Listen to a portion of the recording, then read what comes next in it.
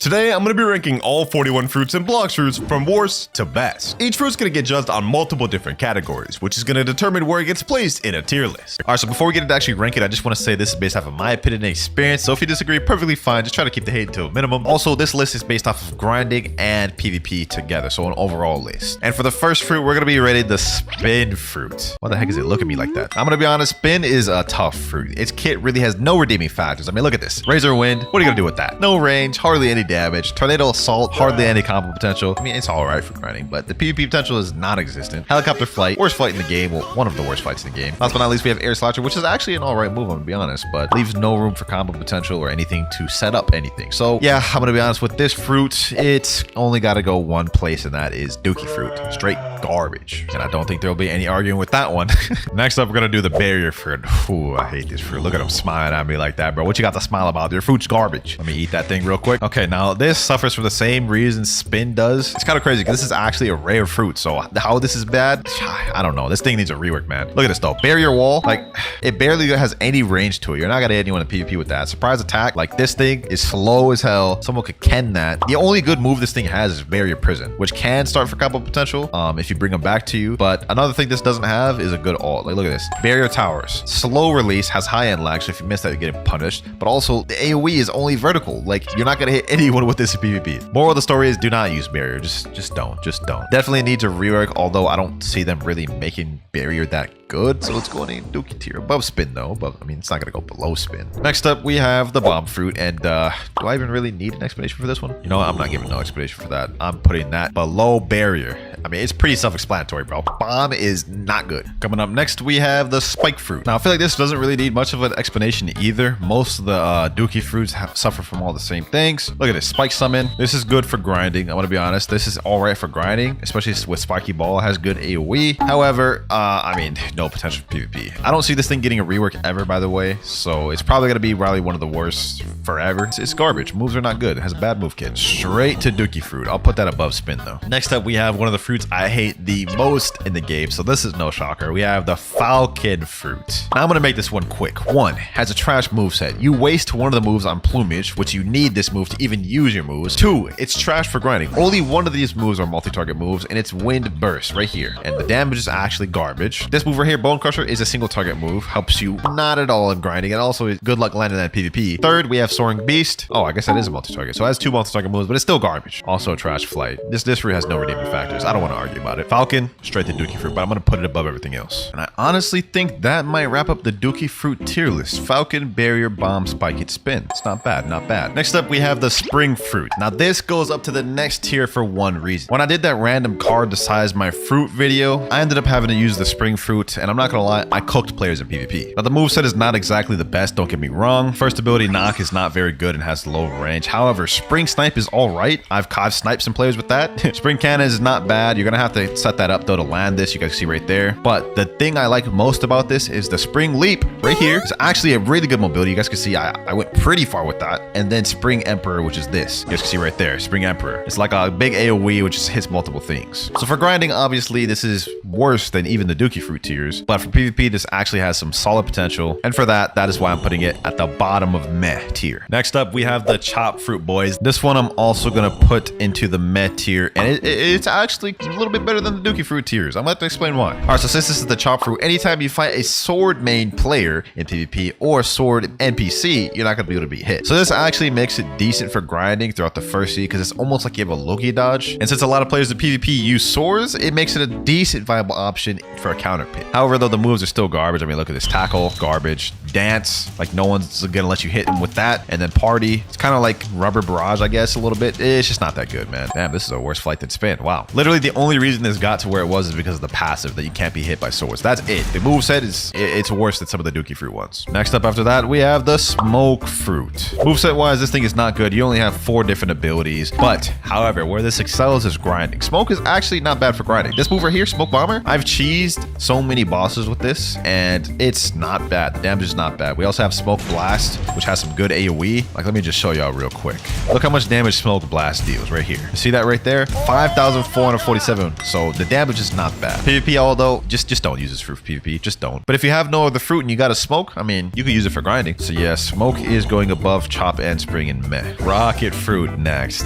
Yes, this is 10 times better than Kilo was, I'm not gonna lie. Now Rocket, I'm gonna be honest, it's quite a bit better than some of the other fruits with Dookie fruit. Missile Fist is actually a long range, not bad ability. Airstrike is also not that bad of an ability. It's got a cool third move as well, Rocket Crash, which I guess is kind of the ultimate. You know what I'm saying? You can catch a player who's lacking with that. Good AoE as well. Overall, it's not that bad. Would I use it? No, but it's 10 times better than Kilo was. Still though, it is gonna go at the bottom of meh. All these other ones are better. Coming up next, we got the Diamond fruit, boys. Now, Diamond for me is a bit interesting. Reason why is you have this move right here in Crust, which gives you a pretty good damage reduction for PvP, and that's the only reason really I put it on this high. It has absolutely no grinding capabilities. I mean, look at this beam and tackle. Like that did literally hardly any damage. I mean, it did half his damage, but if you're grinding, you're not gonna do that much because you have no max fruit stat. Diamond Hail is an alright ability in PvP because it's long range. Solar Flare is also alright, does good damage, has a little bit of stun there too, but the main factor is the damage reduction with this. Never personally ran into a good Diamond user, but for what it is, it deserves at least above Dookie fruit. So I'm gonna put Diamond above the rest in meh.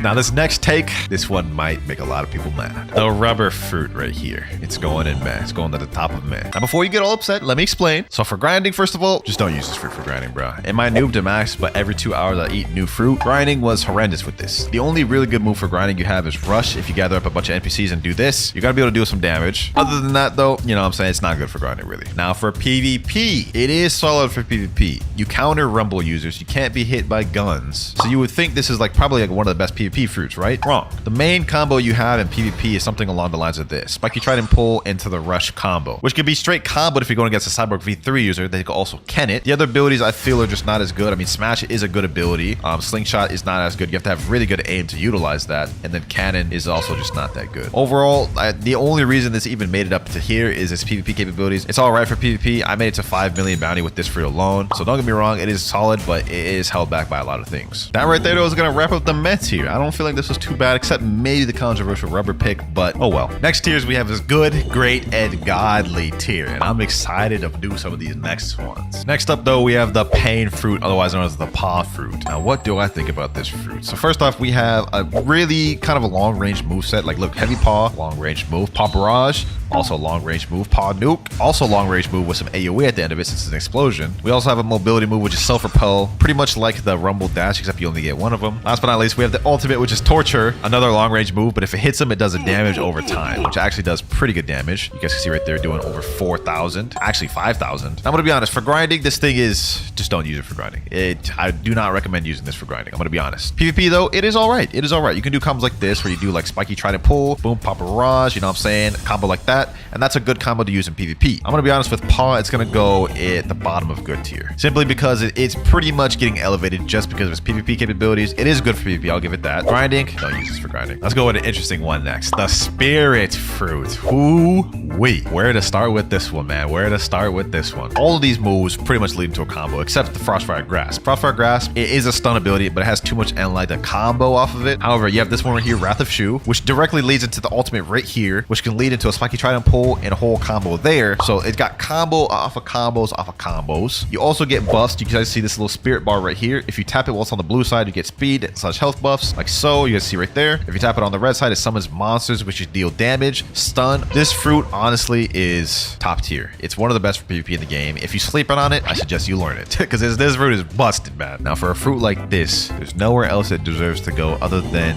godly, and it's gonna go to the top of godly tier. Like not the very best, but it's definitely top 3, and I will argue with any of y'all to that on the grade. Next up, we're gonna do the control fruit. Now control is an interesting case because it's not good for both grinding and it's also not good for PvP. For PvP to even use any moves, you have to activate this control area, which, you know, you're not able to use any abilities while you use that, so you're literally a sitting duck when you're trying to activate the room. The moves themselves are not that good. This is levitate.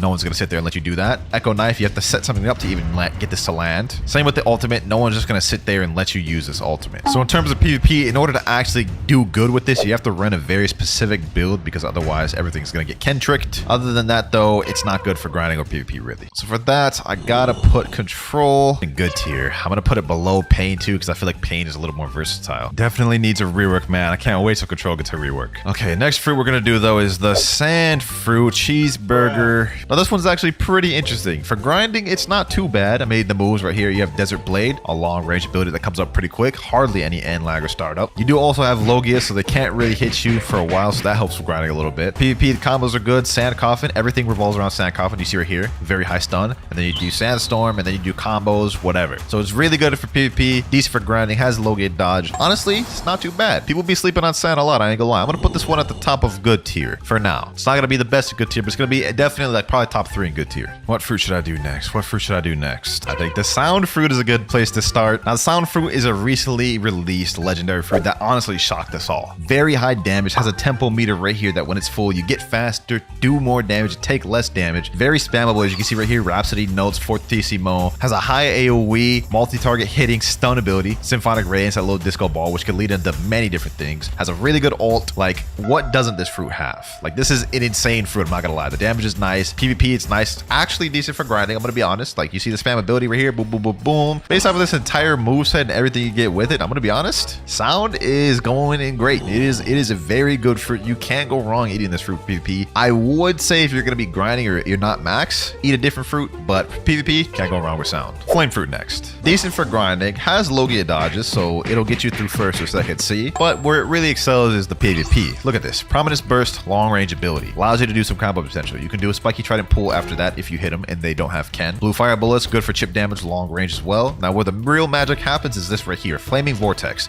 Launches them up, which you could do this, boom, you know what I'm saying? Do a Spiky Trident, start any type of fighting style combo. It's really nice. So for PvP, I feel like people be sleeping on this a lot. They may think it's worse than it is, but it's not half bad. And because of that, I have to put this towards the top of good. Gravity Fruit next, our third mythical of the video. I'm gonna be honest, I'm not holding back on this one, boys. I'm not holding back. If you're a Gravity main, you may get upset. Firstly, this moveset is actually terrible for grinding. Gravity Push, it does have some AoE, but the damage is just not there. Gravity Obeisance is a pretty good both for PvP and grinding. However, the damage also leaves something to be desired. Meteor Pitch, that move is lacking both in PvP for grinding. And then Meteor Rain is alright for grinding, but it has a lot of knockback. So the chances you're gonna hit all those meteors are very low. Now this is a stun fruit, so for PvP, it is alright. You could do combos like this, like no, Bloodbane Drain, Spiky Trident Pull, Gravity Obeisance, and this is a decent combo. It does good damage, right? But the thing is, there are so many other stun fruits that do exactly what Gravity does, except 10 times better. It 100% needs a rework, so because of that, I'm gonna put it in between Pain and Control. These three are pretty much one and the same. Alrighty, Quake next. Now Quake is an interesting fruit. I feel like this is not that bad of a fruit. Maybe not for grinding. I wouldn't use it for grinding. It's just, it only has 4 abilities. One of them is a single target move, you can see right there, so not for AoE. Air Crusher, it is kind of a narrow AoE move. You can't really like turn it. It's not like big AoE. Special Shockwave is a nice move. Damage is not really there though. And Sea Quake, obviously, you know, it doesn't really do that much damage, I'm gonna be honest. Like, look at that. Only 2,000 damage for that. Not that good. Now, where I feel this fruit really excels is PvP. I've faced good Quake users. They are a problem. The only issue with Quake is that every single move has really long and lag. So with this fruit, you have to be perfect. If you miss any moves, you're leaving yourself up to be punished. So while I feel Quake is pretty decent, I'm gonna put it above Pain and Gravity though. Hopefully maybe one day in the future we'll see a Quake rework. I think that'd be lit, because I do not think they did Quake that much justice in this game, bro. Whitebeard is stronger than that. Love Fruit next. This one is interesting. Now Love recently got a rework at the beginning of 2023, which honestly made it really good for PvP. Okay, first off, we have Heart Shot, which is a really long range ability that has decent AoE, so it's solid for grinding. We have Cupid Zone. Anyone in here gets stunned, so you can do combos like this. You know what I'm saying? Boom. You have Irresistible Attraction, which pulls them towards you, also stuns. You have Best Friend, which is a problem in PvP. They pull out their best friend, they have Cupid Zone, they're pulling out combos on you. You're getting hit by him and your best friend. It can get toxic, bro. A good Love user, they're problematic. I'm not gonna lie. This kid is very nice. Not as good for grinding, but it really excels in PvP. And because of that, I honestly think Love is a great fruit. Now, it's not gonna be at the top of great. It's probably gonna be at the middle or lower end of great, but it is very good fruit. Can't go wrong with it. The list is coming together, boys. The list is coming together. Hopefully, I haven't pissed any of y'all off too much. Ah, yes, the Doe Fruit next. The Doe Fruit. Does this really need an explanation? You know, I'm gonna give it an explanation. First of all, for this one, you have Logia dodge. You guys can see right there. So it's all right for grinding. I did a Doom to Max with Doe, and it actually wasn't bad. It was pretty good. Long range ability, Brain Dead, Missile Jab. You can just spam that. Very long range. Also has stupid AoE. So even when you think you're not close, you're still gonna get hit. Pastry River, which has a 2 use to it. Look at this. If you jump up and use it in the air, it does this whole like fist barrage combo, which actually does crazy damage. Piercing Clothesline. This move, oh, I hate getting hit by this move in PvP. Look at this. Look at this right here. It slams them up, slams them down, and you can basically just start stupid combos with this. I'm gonna be honest, man. Doe has got it all. Grinding, brain dead combos in PvP, Logia dodge, spam ability. I hate facing this fruit in PvP. It's stupid. It's stupid. I'm gonna be honest, man. It'd be criminal to put Doe in any other tier other than Godly. It's going in Godly, 100%. And I ain't arguing or debating y'all on that ever. Blizzard. Huh. Interesting. I honestly feel like Blizzard is a well-rounded fruit. It's got some good spam ability, long-range abilities, high AoE. Look at that. Very high AoE.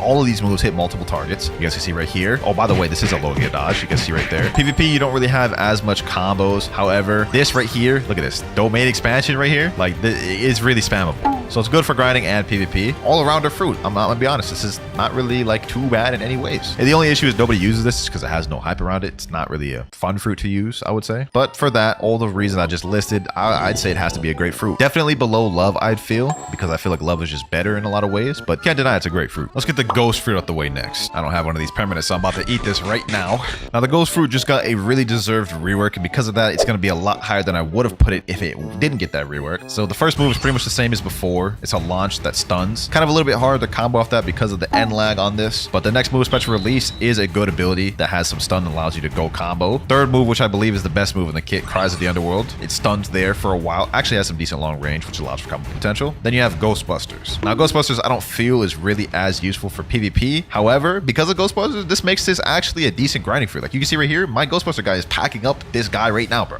They also use your fighting style. So you can see I'm using Sanguine Art. So the Ghostbusters are also using Sanguine Art. If you're just using combat or something, it's not really gonna be as good. Now, this isn't the best PvP fruit. The main thing I would say for PvP that's a problem is that the passive. When you die, you come back with 50% health. That's nice. Put that with the rework and that it has actual combo potential now. You know what I'm saying? I would say this is not that bad of a fruit. So due to all these factors, I would put Ghost in the upper tier of good. I'm gonna put that above Flame. While we're at it, let's go ahead and wrap up the good tier. Next up, we have Magma. Magma's going in good tier because of a few reasons. So obviously, it is a Logia dodge. You guys see right here, it can't be hit. It is very good for grinding. The damage is super high. Look at that. 16,000 damage just off of one move. So for grinding, this is immaculate. You can get from level 1 first C all the way to third C with Magma alone. It's just gonna be boring.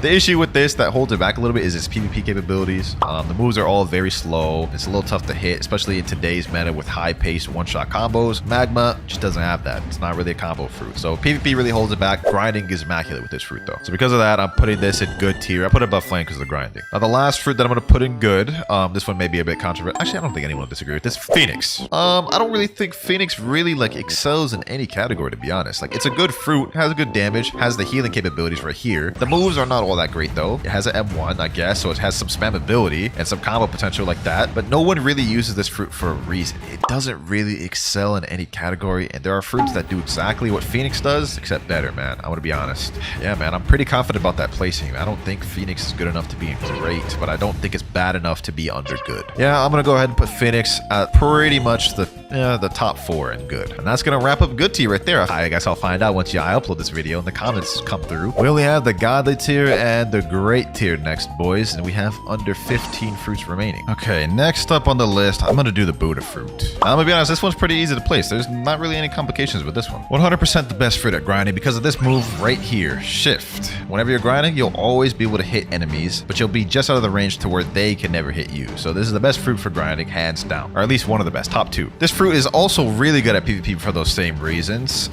You can literally just catch people lacking in PvP just by M1 spamming. Let's say you went up to them, did soul guitar, then you just M1 spam them to death, bro. You can catch people lacking like that. I've gotten caught lacking like that. So this fruit is really good for both PvP and grinding. However, I'm going to put it in the middle of great tier. I know I probably just made a lot of y'all upset. How isn't it godly, Winter? How isn't it godly? It is 100% getting carried by its PvP capabilities. While yes, I did just say you can get caught lacking in PvP with it. If you're going against a good player that knows what they're doing, all they're going to do is outrange you as Buddha. So it's really only great for grinding.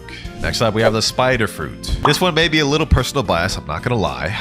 I personally think this one is underrated. You got high mobility right here, right? You got good damage dealing moves. You got long range move with Older Sniper. You could literally snipe someone across the map with that. You got good combos and easy combos. Well, look at this. Silk Prison, straight into Heavenly Punishment, and this deals insane damage. It's also not too bad for grinding. I mean, like, it's not terrible for grinding. There's better fruits out there. I wouldn't use this for grinding, but for PvP, I think it's underrated. I really do. Like, hold on, let me just show you what I'm talking about real quick. Let me show about what I'm talking about. Quick, all right. Slick Prison, boom. Heavenly Punishment, hit him there. Still going, boom. Combo's not even done yet. Sanguine Art, get a whole entire Sanguine Art combo right there. If you have Cyber V3, bro, I'm convinced that's gonna kill 30 million body player right there. So because of that, I'm gonna put this at the bottom of great. Coming up next, we have the Shadow Fruit. Now this one I've never used personally, so I'm not gonna do a little move showcase. I don't use this for PvP. I know it's trash for grinding, but it does have insane one-shot combos. We're gonna put this in great, but we're gonna put this like kind of like in the middle of great. Next up, we have the Ice Fruit, boys. Those of you who not know this game, y'all know this one's getting placed high. So first off, this thing has low gear dodges. Okay, well these NPCs have hockey, but it also has M1s, so it's actually not half bad for grinding. This can get you through first and second C pretty easily, especially if you have it awakened. Where it really excels is the PvP. Let me show y'all the most brain dead easy combo that even someone who just started playing the game can do. Okay, so you do Flash Step, Absolute Zero, right? Then you spam Unawakened C, right? Then you use Cold Storm, M1, M1, M1, M1. Then you do a whole little combo, whatever it is. And I guarantee you, bro, if you have Cyborg V3, that is killing even a 30 million bounty player. That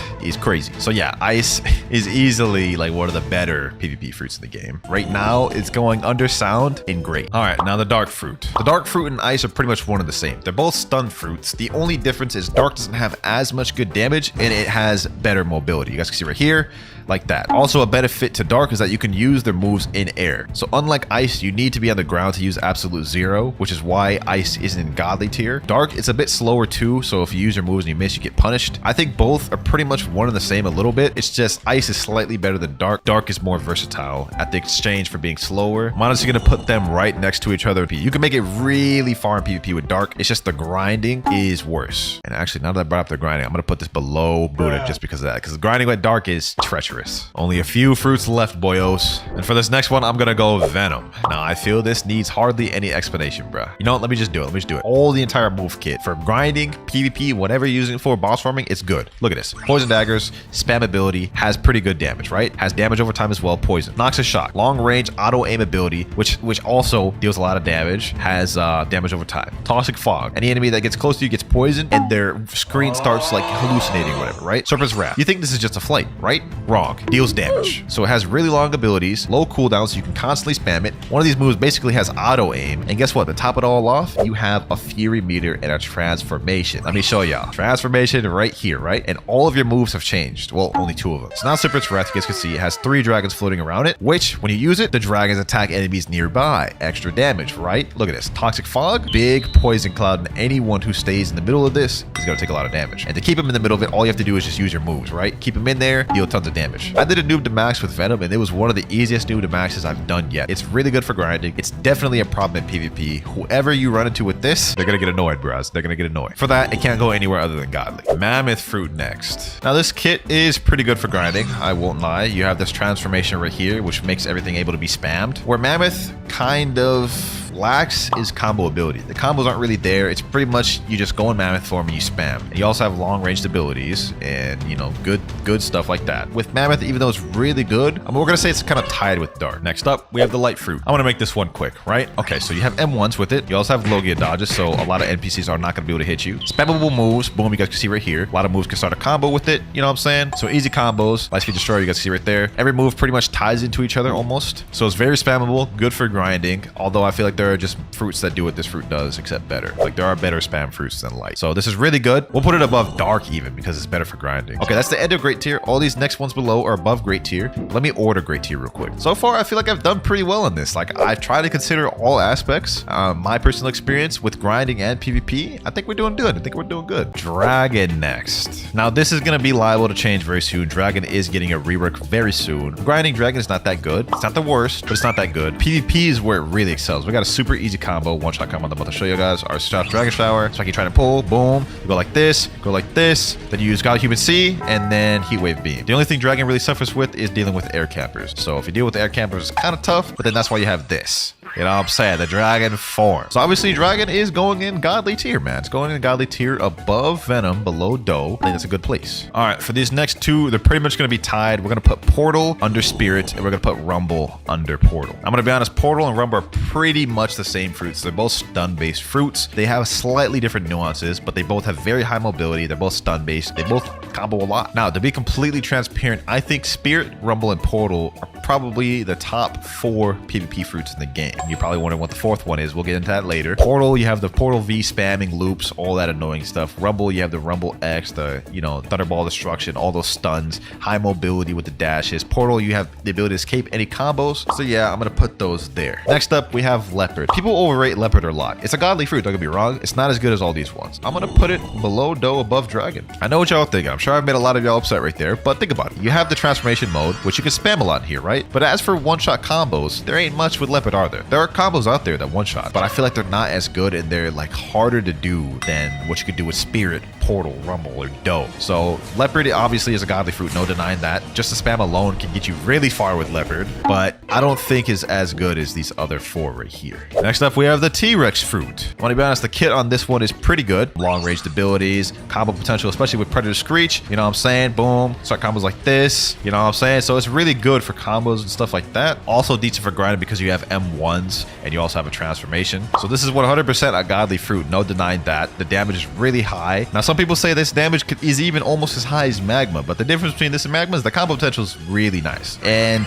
I'm going to be honest, when you go in this transformation right here, it's deadly. So if you hit somebody, you see that icon above their head. If you run away from them, they take damage over time. So this is going to stop runners right in their tracks, boys. You also got some bird damage with this as well on top of the damage over time. I think it's a really good addition to the game. I really like it. I feel like T-Rex is honestly above Leopard, below Doe. In godly tier, all of these are pretty much around the same, just slight differences. Last but not least though, we have Kitsune, and this is no brainer. Kitsune is the best fruit in the game, man. I'm not even gonna go into detail why Kitsune is the best fruit in the game. If you've ran into a Kitsune or you've seen maybe some of the videos or some of the combos, you understand how brain dead Kitsune is, man. It is a problem to deal with. So yeah, that is our entire tier list completely finished right there. I honestly felt like I did a good job with this. I took a lot of time to think about the placements. But with that said, boys, happy New Year's to you all. Hopefully y'all are starting off y'all 2024 with a bang. And to make this as accurate as possible, I'm gonna test this on a 2.5 million bounty player with hockey. And for each fruit, I'm only gonna put enough stat points for it to equal 2,600. So for example, I have 262 mastery on Rocket, which gives me a stat boost of 179. So if we pull out our calculator, type in 2,600 minus 179, that means I have to put in 2,421 points. So let's go ahead and do a stat reset and put those exact amount of stats to equal 2,600. There we go. We're gonna do that for every fruit to get maximum accuracy. But for Rocket, we have 3 different attacking abilities, starting with Missile Fist. For this one, we do 2,090 damage. Wow, that's actually like way worse than I thought it'd be. All right, let's keep this pushing though. Next up, we got Air Strike. Let me use that. Oh, what the heck? Doesn't even work in a building. All right, let me get my all out here then. Air Strike once again. 2,571. But there's multiple hits of airstrike, so maybe we should test that one twice. One more time, airstrike. Okay, that actually did less, so maybe that's the top damage. Last but not least, we have Rocket Crash. This should deal the most damage because it's the ult, and we get 2,926. Yeah, that was not very good. Here's the tier list that I'm going to be ranking all the fruits. In S tier, we have 9,000 plus damage, followed by A tier, which is 7,000 to 8,999, all the way down to F tier, 0 to 3,500, which makes Rocket the worst damage in the game going in F tier. I mean, it's pretty expected, to be honest. But next up, we're moving on to the spin fruit. But before we get to that, I just want to let y'all know I do have a second channel called WinterKloudz 2. So if y'all want to support me, make sure to subscribe to that. Link in the description. All right, now I'm not expecting a lot from spin. It's probably going to be comparable to Rocket. Let's test this out. Razor Wind. This is a barrage ability, so it can be held. And we get 2,166. I think that was even less than Rocket. Next up, we got Tornado Assault. Let me see. 2,104. I actually aimed that wrong. So this is a multi-hitbox, so you have to aim it. We have to try to do that again to make sure we get maximum damage. Let me activate Shift Lock, Tornado Assault, 2,572. Okay, I felt like I hit it all that time, so that's probably max damage. Helicopter Flight doesn't deal any damage. This is a useless flight that's only cosmetic. So our ultimate, we have Air Slasher, and this deals 3,045, which technically makes it better than Rocket, but in terms of damage, this is still F tier. Rocket and Spin may have been F tier though, but what about Blade? This fruit just got reworked the last update, and there's actually something interesting about it. It has an M1, which can go on forever. So to make this list as accurate as possible, we're not going to count that. Instead, we're going to count the damage of 3 M1s and call it there. Let me go ahead and do this. It does 542 per M1, making it 1627 for a full M1 combo. Very mid in terms of damage. Let's hope the other moves can make up for it. Razor Cyclone, 2,237. Ooh, that's really low. All right, next up we got Blade Dance. This is a barrage. I'm gonna try to aim this all in there. Hopefully we got that. 2,169. How did that deal less damage than Z? I'm baffled. And now we just have one more ability, Saw Shredder. Let me see. Let me hold this one. Maybe it deals more damage. And we get for this one 3,525. Well, it's still very mid, but it was just barely enough to make it into D tier, escaping the Dookie tier. What fruit comes after Blade? We got the Spring Fruit next. Oh, this is gonna be a little tough to calculate. You guys will see why in a second. But first, let's worry about the ones we can calculate. We got Knock, 2,037 damage. Okay, we got Spring Snipe. Barely more, minimally more. Okay, Spring Cannon. I'm expecting a decent bit out of this one. Okay, that's almost 3,000. And now we have the final ability, Spring Emperor. Like I said, this is going to be tough to calculate because it really just goes all over the place. That did almost 3,000 damage, but 90% of the move missed. Hold on, you know what? I have an idea. I'm going to go with my ult over here and teleport myself to Remote Island. Now we're in an enclosed area where all of Spring Emperor should hit. So let's test this out. 3, 2, 1. Ooh, 4,616. That's a lot better. Somehow, bro, somehow Spring jumped over FD and went straight to C. We only got 3 common fruits left, and up next we got the bomber. First off, we got targeted bomb. I think this one could be held, so let's go ahead and hold it at its maximum. Let's see how much damage that deals. Ooh, almost 4,000 off that alone. So just off that, this already escaped F tier. Bomb grab. Let's see how much that does. 2,324. Why are we going down that much? I would expect bomb grab to be more than targeted bomb, but it is what it is. Next up, explosive jump.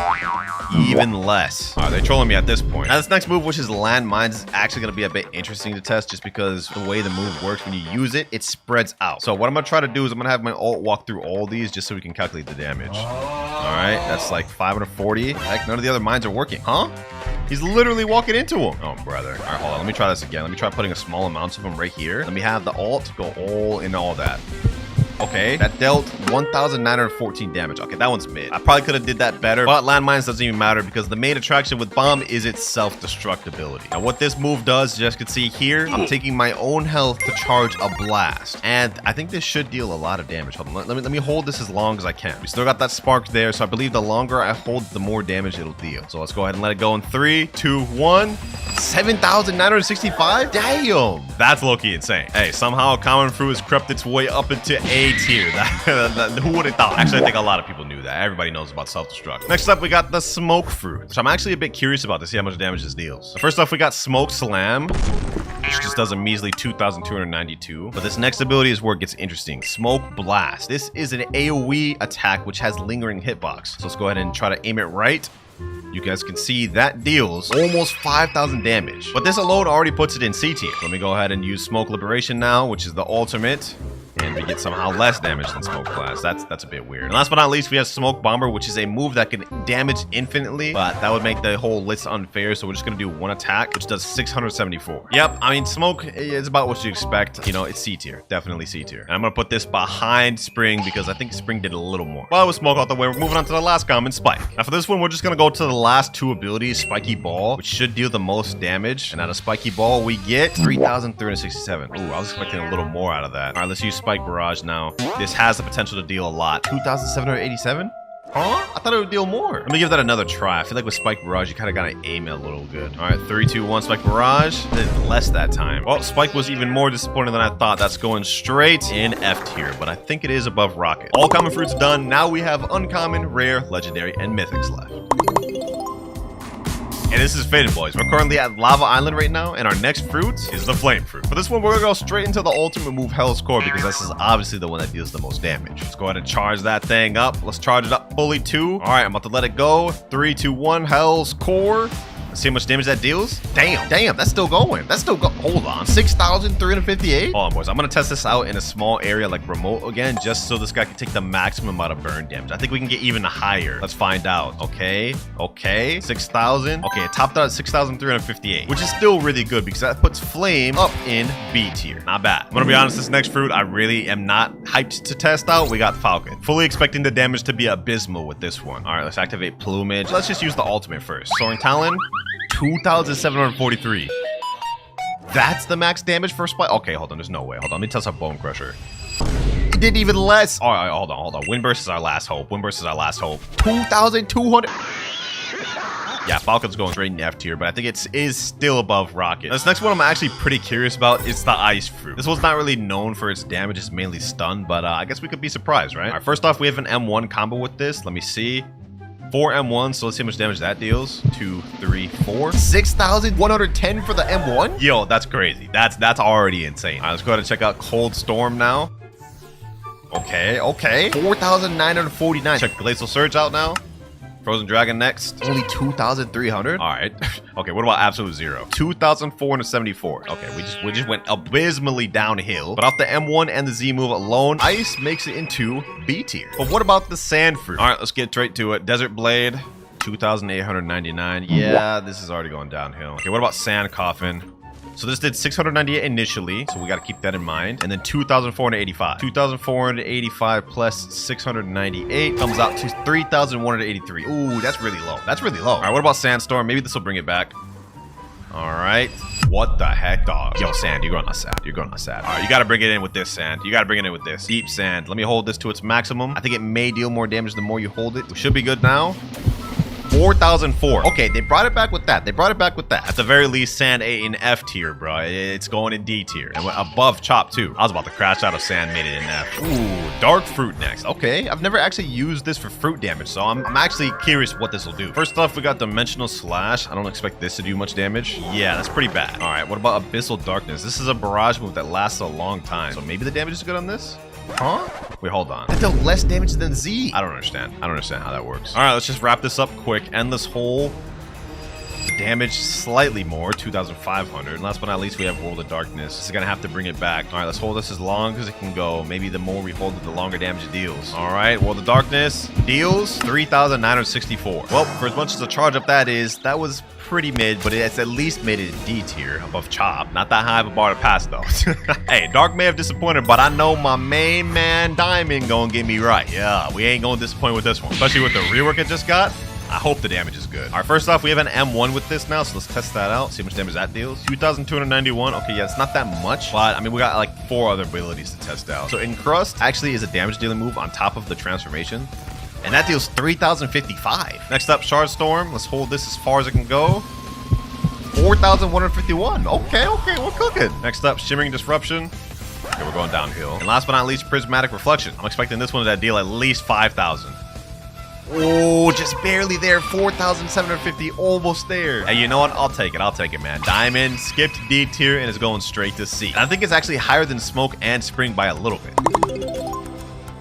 Next up, though, we got the Light Fruit. Now, Light actually has an M1 combo similar to Ice. So we're going to use the full M1 combo on that and see how much damage that deals. All right. Woo! 6,744. Oh, that's kind of great. And we still have a bunch of other abilities left to test. Got Divine Arrow. Let me make sure I hold this fully. 4,024, not bad. Up next, we got Hand of Emperor. This is a barrage that you can hold. We're going to hold that to the maximum. And we get 4,316. Lightspeed Destroyer. 3,035. Okay, that went downhill by quite a bit. Last but not least, Wrath of God. How much does that deal? 4,014. Hey, that M1 combo carried, but this is still making it in B tier. And I think this is actually above Ice and Flame, too. Like cooking. We got the Rubber Fruit next. Okay, this is going to be a bit interesting. I'm not going to lie. The Boing Boing Fruit. Hopefully, this one got some main character energy. Just for the sake of accuracy, we're going to test this out with Transformation, so we deal the most amount of damage. This one also has an M1, but that damage is mid. You know what? Let's just skip all the other abilities. Let's go straight into the rush. Let's test out the max damage. 2,000. 3,000, 4,000, 5,000, 8,445? I'm mind blown. I'm mind blown, bro. Second one of the video going straight in A tier. That did even more than Bomb. Yeah, the main character energy carried with this one. Rubber may have cooked, but Barrier is definitely not about to cook. Let's make this quick. First off, Barrier Wall, 2,189. Oh, brother. I believe the move with the highest damage potential is going to be Barrier Prison. So let's test that out. But first, let's surprise attack. Yeah, not good. What about Barrier Towers? 3,693. The issue with Barrier Towers is I think only one of these pillars could really hit, because after it slams down, it stuns them in place. If you could hit all the pillars, I think the damage could be really high, but I just don't think that's possible. Last but not least, Barrier Prison. Let's see the maximum damage potential. 821. Yeah, okay. Yeah. Barrier Towers was the highest with like 3,700. Making this fruit just barely eligible for D tier. Ooh, the Ghost Fruit next. This is going to be an interesting one, and I'm actually curious to see how this will go. Now, just to make this as accurate as possible with Ghost, we're going to be testing all the attacks with Ghostbusters activated. In case y'all don't know what this does, basically it just summons 3 of me. So 3 of me equals more damage, right? Or at least I'm hoping. But only one way to find out. Let's go ahead and go over here. Let's deal Cries of the Underworld. And this deals 3,789. Okay, that's not as high as I was expecting, but we have a few other moves to test. We'll go ahead and do Spectral Release. 4,388. Not bad. And then one more ability. Shivering Possession. Yeah, that's mid. Yep, Ghost definitely falls in the D tier category, but it is at least above Dark, I think. Now we have last rare fruit of the game, the Magma Fruit. This one better cook. I mean, it's literally lava. There's no way this doesn't cook. Magma Showers. Let's see the total maximum damage of this. Okay, 8,000, 10, 13,000. 13,700? That literally almost basically one-shotted with that move alone. That is straight insanity. That is straight insanity. 13,700 damage. We don't even need to see the other moves, bro. That's just going straight in S tier. That said, though, let's move on to the Quake Fruit, which is the first legendary of the video. And this one, I don't have much hope for. I've used Quake a little bit, and from what I remember, it does not have good damage, but let's go ahead and speedrun these abilities. Let's see. Fatal Demolisher. 3,233, and then it had like 147 on the initial pull-in. So I think like 3,400 max. All right, Air Crusher. That's even worse. How are we getting worse with the second ability? Spatial Shockwave. How are Air Crusher and Spatial Shockwave less damage than Fatal Demolisher? Well, so far Quake's been a disappointment, but maybe the last move, Sea Quake, will be a little better. Okay, initial impact at 3,057, and the waves themselves are supposed to deal damage as well, so that we got to calculate that. 2,498, 5,555, and that's not bad. At the very least, Quake's not going to get in B or D tier. It's going to go at the top of C. Now we get to the Buddha Fruit, and you know what? Similar to Spring and some of the other fruits, I'm actually going to go to Remote Island for this. You guys will see why in a sec. All right, so let's go ahead and activate Shift, because we need to use any of the abilities. I'm going to ignore Heavenly Impact, Buddha Leap, and Retribution Dash. The highest damage dealing move of Buddha is Twilight of the Gods, so let's go ahead and do that. Let's see if we can hit all the damage. 4,540. Okay, that's definitely not all the damage. And you know what? I actually have a better place in mind to teleport. Right inside here at the, what is it, Superhuman Quest guy? All right, enough yapping. Let's go ahead and try it out. Retribution Dash.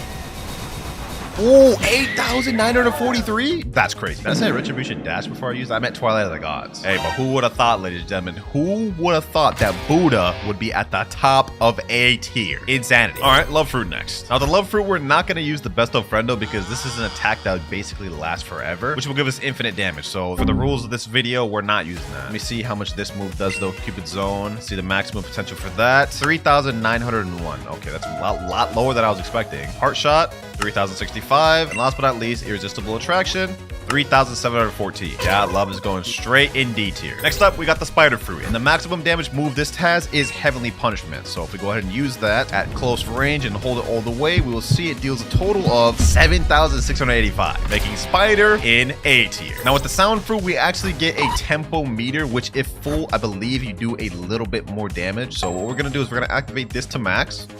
And then we're going to use the highest damage dealing move, which is Glorious Harmony, to see the maximum damage potential. 5,104, which puts Sound at the top of CT. Which means next up, we're moving on to the Phoenix Fruit. To get maximum damage with this, you need to activate Blazing Plumage, which I believe is a move in and of itself. Yep, it deals a little bit of damage, 2,889. And other than that, the highest damage dealing move is Flame Exodus, which deals 3,186. Yeah, that's terrible. That makes Phoenix in F tier, and it's just barely better than Falcon in terms of damage. But up next, we have the Portal Fruit to test out. Now with Portal, believe it or not, Portal Dash, Parallel Escape, and Dimensional Rift is not the highest damage dealing move. It's actually Quantum Leap. If you place it down and place it right, it'll infinitely teleport them until the move disappears, which allows us to deal a max total damage of 14,171. And yes, I'm actually gonna count that because technically you could get that amount of damage or high if you place it right on NPCs. Which is honestly crazy to say, but in terms of damage, Portal is going at the top of S, above Magma. Ah yes, my favorite fruit, Rumble, my main. Now there's no point to test any of the other abilities on this. The max damage dealing move is Thunderball Destruction. So as soon as this gets off this long at cooldown, we can test that out. All right, I've got this thing charged to its maximum. Now after using it, we get a total of only 4,432. Yikes, that's not as high as I was hoping. That's just gonna get Rumble at the top of D tier. Maybe the Pain Fruit will do better though. Highest damage dealing move with Pain is Torture. Let's go ahead and see how much this does. Okay, it stuns them, it does damage, and it does poison damage. We're dealing 151 per tick, which gets us a total of 4,385. Essentially around the same as Rumble. And now we have one more legendary fruit of the video, ladies and gentlemen, the Blizzard Fruit. For this one, I'm gonna have to test it out in an area where there's no NPCs, otherwise the damage is not gonna be accurate. And let's activate Blizzard Domain. All right, okay, the damage is climbing. Let's see the potential of this. Oh, this is already 6,000. 7, will it reach 8? 8,207. Wow, just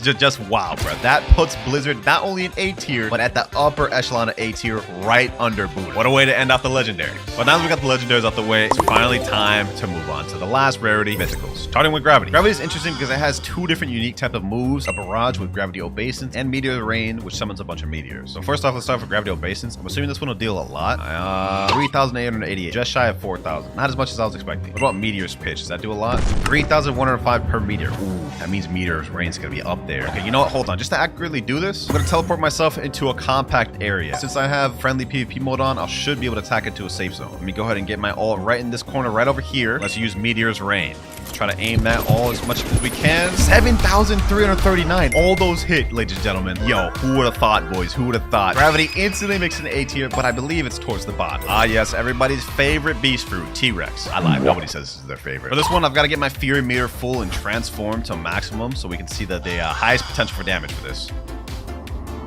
All right, there we go. Maximum transformation. And this actually deals damage. So before we transform, let me go ahead and do it right in front of this guy. Now, T-Rex also has a factor where it has a damage over time effect. And the further you are from the opponent, the more damage it deals. So just off transformation alone, we deal a total of 4,500 at max distance. Insanity. Tail swipe. All right. 2,800 on initial hit. And at max distance, we get a total of 5,846. Almost 6,000 on the first move. Let's see Predatory Screech. Let me hold this to its maximum. All right. 4,000 off initial hit. Hold on. If we go maximum distance with the AoE, that's almost 7,000. That is 7,000. Insane. There's only one more move worth testing, and that is Hunter's Rage. Let's go ahead and try that out. All right, 2,600 off initial hit. Oh, this is gonna deal way less. Yeah, this is gonna deal way less. Hunter's Rage tops out at 5,226. Hey, well, you know what? T-Rex just propelled itself straight into A tier. And I think it's actually above Gravity. Now, T-Rex may have been fire, but let's see if the next one above it is the Mammoth. All right, so I know the transformation deals damage on this one too. So let's see what that deals. Okay, only 1,917. Not nearly as much as T-Rex. I'm willing to bet the highest damage dealing move of Mammoth is gonna be the M1. So let's go ahead and go with that first. Ooh, 5,679 for the M1. Not bad, not bad. We're going to completely skip out Stampede because, again, this is an infinite move that you can hold forever. So for the sake of the list, it's not going to be fair. All right, next up, let's test out Ancient Cutters. Only 2,982 on that one. What about True Bear Sucker Punt? Even less. What is happening? Okay, Colossal Crusher? 3,123. Well, the M1 did like 5,800, I believe. Let me see. Yeah, 5,700 almost. So while Mammoth may not be as high as T-Rex, it is still gonna go in B tier. Not too shabby. I wonder how good the Doe Fruit's gonna be, though. Everybody's favorite spam fruit. Now, this one, we're gonna have to go a little more in depth because it has a lot of moves, and some of these moves have dual uses. Start this off with the M1. Okay, 1,600 per M1. And then the final one, 3,763 for the M1 combo. Not that good. Okay, Missile Jab, less than that even. Now we get the Patient River, which is the interesting one. There's a grounded variant, which deals 3,420. But let's see if the aerial variant does even more. 3,420 is the number of the beat, and we get 3,563 for the aerial variant. Does like 100 more damage. All right, Piercing Clothesline next. 1,140 for the first initial hit. 2,565. Comes up to a total of 3,700. Doe is not doing as much as I thought it would. Final ability, Doe Fist Fusillade. We're gonna hold this as high as it can go. All right, 3,000, 4,000, 5,700. Well, at the very least, it made it into B tier. I'm not gonna complain about that. I believe this is actually higher than Mammoth. Still not as high as I thought Doe would really get. Oh, Shadow Fruit. This is perfect because it's currently nighttime. I believe Shadow gets a little bit of a damage boost during nighttime. But first off, just to make this as accurate as possible, we got to get this Umber meter full. All right, we're almost there. There we go. Full Umber meter. I'm just going to go straight for the ultimate, Corvus Torment. That makes the most sense. We're already at 5,000 damage. Hold on. I think the total of this is probably going to deal like 8,000. And it totals at 8,480. Almost 9,000 damage off the ult. Who would have thought, ladies and gentlemen? Who would have thought? Shadow is going straight in A. And it's actually going towards the top of A. These mythical fruits cooking. We just got done with the purple fruit Shadow, and now we're about to go to another purple fruit Venom. Now for this one, we also need our Fury meter full just to get maximum damage. And there we go, transformation full. All right, we're ready. Let's go ahead and transform. Do we get any damage off transforming? Nope, we get no damage. First move, we have Poison Daggers, and I'm actually gonna have my Trendy Dummy be in the corner just so we can see the maximum damage potential. All right, he's gonna stand in the poison. Oh, that's deadly. Oh, that's deadly. Huh? 11,418 for the first ability. That's almost death. And I think it gets even better, boys. Hold on. Let me go ahead and do this. Let me hold this Noxic Shot fully. Let's see how much that deals total. Oh, that's big damage. That's big boy damage. Oh my God. Yo. Are we gonna hit 12,000? We're gonna hit 13,388. Oh, no.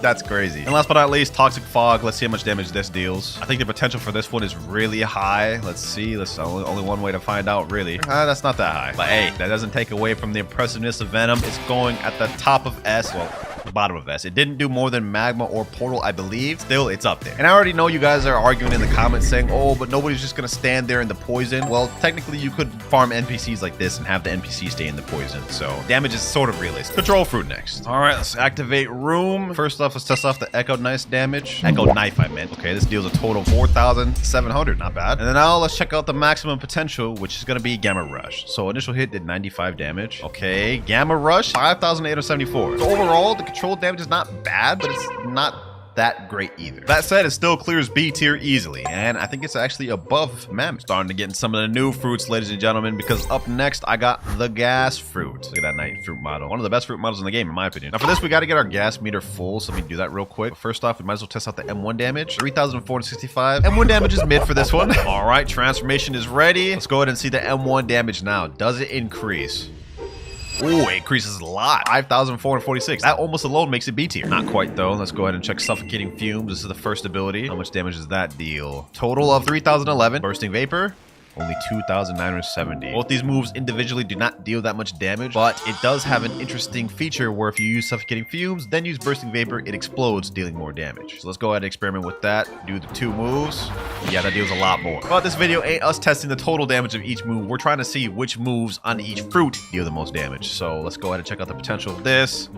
Traveling gas, 3,112. Last but not least, we have smog demons. And for smog demons, we deal a total of... Ooh, actually has poison damage too. 5,350, which is still lower than the M1s in the transformation state. Well, not exactly what I was expecting. Gas, you couldn't even make it in B tier. But at least you made it at the top of C. Anyways, with gas out the way, we really only have like 5 more mythical fruits left. Let's speed this up with Spirit. Now, Spirit actually has a bunch of interesting mechanics, but in order to make this fair, we're not going to test out all the Spirit stacking together. We're going to test them out individually. So let me summon this one. Let's see how much damage the frog deals. 722 per tick. I think it does it 3 times before disappearing. So 722 times 3. That means the frog has a maximum damage of 2,166. We summon another spirit, which is the tree. This one deals 361 per tick. Maximum of 1,083. A lot lower. All right, we got the mushroom. Now let's see the potential damage he could deal. Deals 289 per tick, and I think he stays here for like 10 or 15 seconds. So he deals a total damage of 4,621 for a spirit. Kinda insane. But now let's speed this up. End of times is our best damaging dealing move, and it deals a total 7,510, which makes the spirit fruit man instantly at A, and I think it's actually up here as well. It's furry time, ladies and gentlemen. We got a leopard in the building. Why did I just say it's furry time? Don't clip that. All right, let's go ahead and check out this damage. Transformation does 2,147. All right, let's see how much the M1 alone does. 5,583. That's B tier alone off the M1. And I think the highest damage dealing move other than that is Finger Revolver. So let's see if we can get all this. 5,516. Well, not as high as I was expecting, but at the very least, it made it in B tier, so, you know, I can't complain about that. But what about the Yeti fruit, ladies and gentlemen? The newest replacement for Leopard. First off, let's see how much damage this transformation deals. Okay, not as much. 400 less, I believe. Let's see how much the M1s deal here. 4,232. All right, Arctic Clap. Only 2,963. Boulder, not even 4,000. Glacial Execution. 3,668. What is happening? I thought Yeti would be more than Leopard damage. Last but not least, Tundra Rush. All right, only 3,174. This doesn't even make it into B tier. It tops out at C. 3 more fruits left. Dragon East, Dragon West, and Kitten. First off, let's transform and see if that deals any damage. 2,638. Now let's check an M1 combo. Okay, boom, boom, boom, boom, boom. 8,000. Wait, hold on. Do I have hockey on? He has hockey on. 8,676 off of M1? That's insane. That's insane, boys. I'm not even gonna check the rest of these abilities out. Over 8,000 off an M1 combo with Kitsune is crazy. And you already know Foxfire Disruption would be close to that too. This is going to straight A, bro. This is going straight A. Hey, bro. Kitsune may need a nerf. Nah, I'm playing. Don't nerf my baby. All right, boys. Last up on the list, we got Dragon East and Dragon West. And we're gonna start off with Dragon East. Let me go ahead and get my fear meter real quick. Full transformation ready. Before we actually do this, we might as well go test it on him, because I think it might deal damage. And it looks like no damage is dealt by transforming. Interesting. All right, first things first, let's test out the flamethrower or the M1 of Dragon East. All right. I think I missed most of that, but it doesn't look like the damage is going to be too high for that whole thing. What about Infernal Pincer? 4,342. That's not as much as I thought it'd be. What about Draconic Soar? Only 3,431. What is happening? I thought Dragon would be much higher than this. Oh, let's go ahead and test out Heat Wave Cannon. Let's charge this thing fully, see what it does.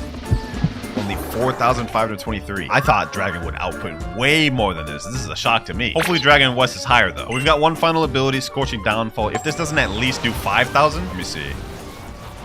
Ooh, 6,762. That's the damage I was wanting to see for Dragon. I'll take that. I'll take that. 6,700 puts it in the middle of B. But what about Dragon East? Did I say Dragon East? I meant Dragon West. All right, full transformation ready on West. And for this one, we're not even going to test out any of the other moves. We already know Scorching Downfall obviously deals the most damage. All right, let's go ahead and transform. Oh, this one actually deals damage. I mean, not that much damage, but it deals damage. All right, so it's no more time. Scorching Downfall. Let's see the maximum potential damage for this. Hold it all the way until it forces us to let it go. There we go. Okay. Wait, 5,986.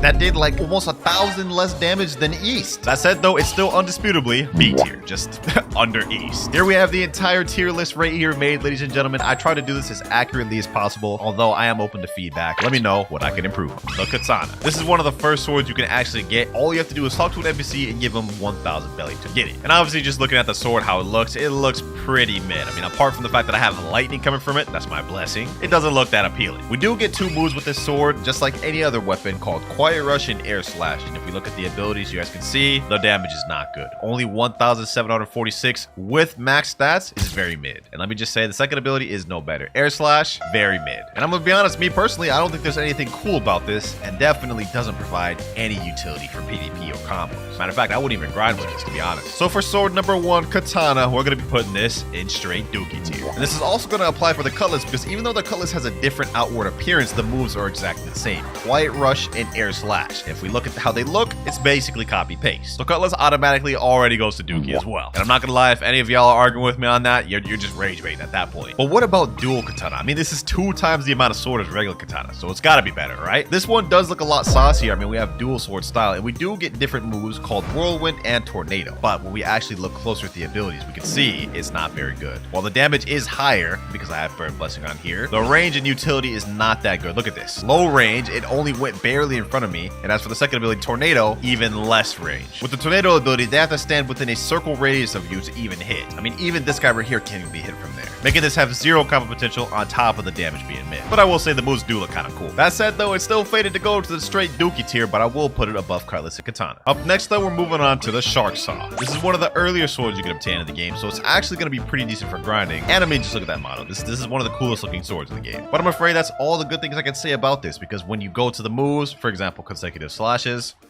not that good. The only long range is the final slash. And it gets even worse when you look at execution. I mean, this is slow. You're not ever going to be able to land that in PvP. I mean, it could be decent for grinding, but that's about it. But another cool thing about this sword is on the 5th M1, we do get a unique down slam. But that down slam is not enough to save it from going straight in the Dookie tier. But I will put this above Dual Katana. And you know what? While we're already at the Pirate Village, let's move on next to the Iron Mace. The reason why is because you can buy the sword from this guy right here, Sword Dealer of the West. Now, this sword model-wise actually looks pretty decent. I mean, it's a nice little mace. And just like the previous sword, this one also gets a nice M1 on the last one. Nice AoE there. But for our first ability, Mace Smash, it's pretty much like the name sounds. You have a long range smash instead of a close range one, which is actually pretty decent. But that's the best move in the entire kit, because Killer Combo is a close range one. You have to be literally right in front of the enemy to even hit him, which means this is completely unusable in PvP. Look at this. I can stand right here and Killer Combo would still barely hit. Yeah, we already know where this weapon's going, bro. It's going right here. I'm actually gonna put that below Shark Saw. Shark Saw has more range. Next up, we got Triple Katana. This is the base version, the Walmart version. You know, I actually think this is one of the better ones from the commons. I mean, look at this. Visually, this doesn't look bad. I mean, it's still mid, but like, it doesn't look bad. M1s wise, last M1s push you forward. Pretty much the same thing as Triple Katana. But we do have a decent ability, Air Slash Barrage.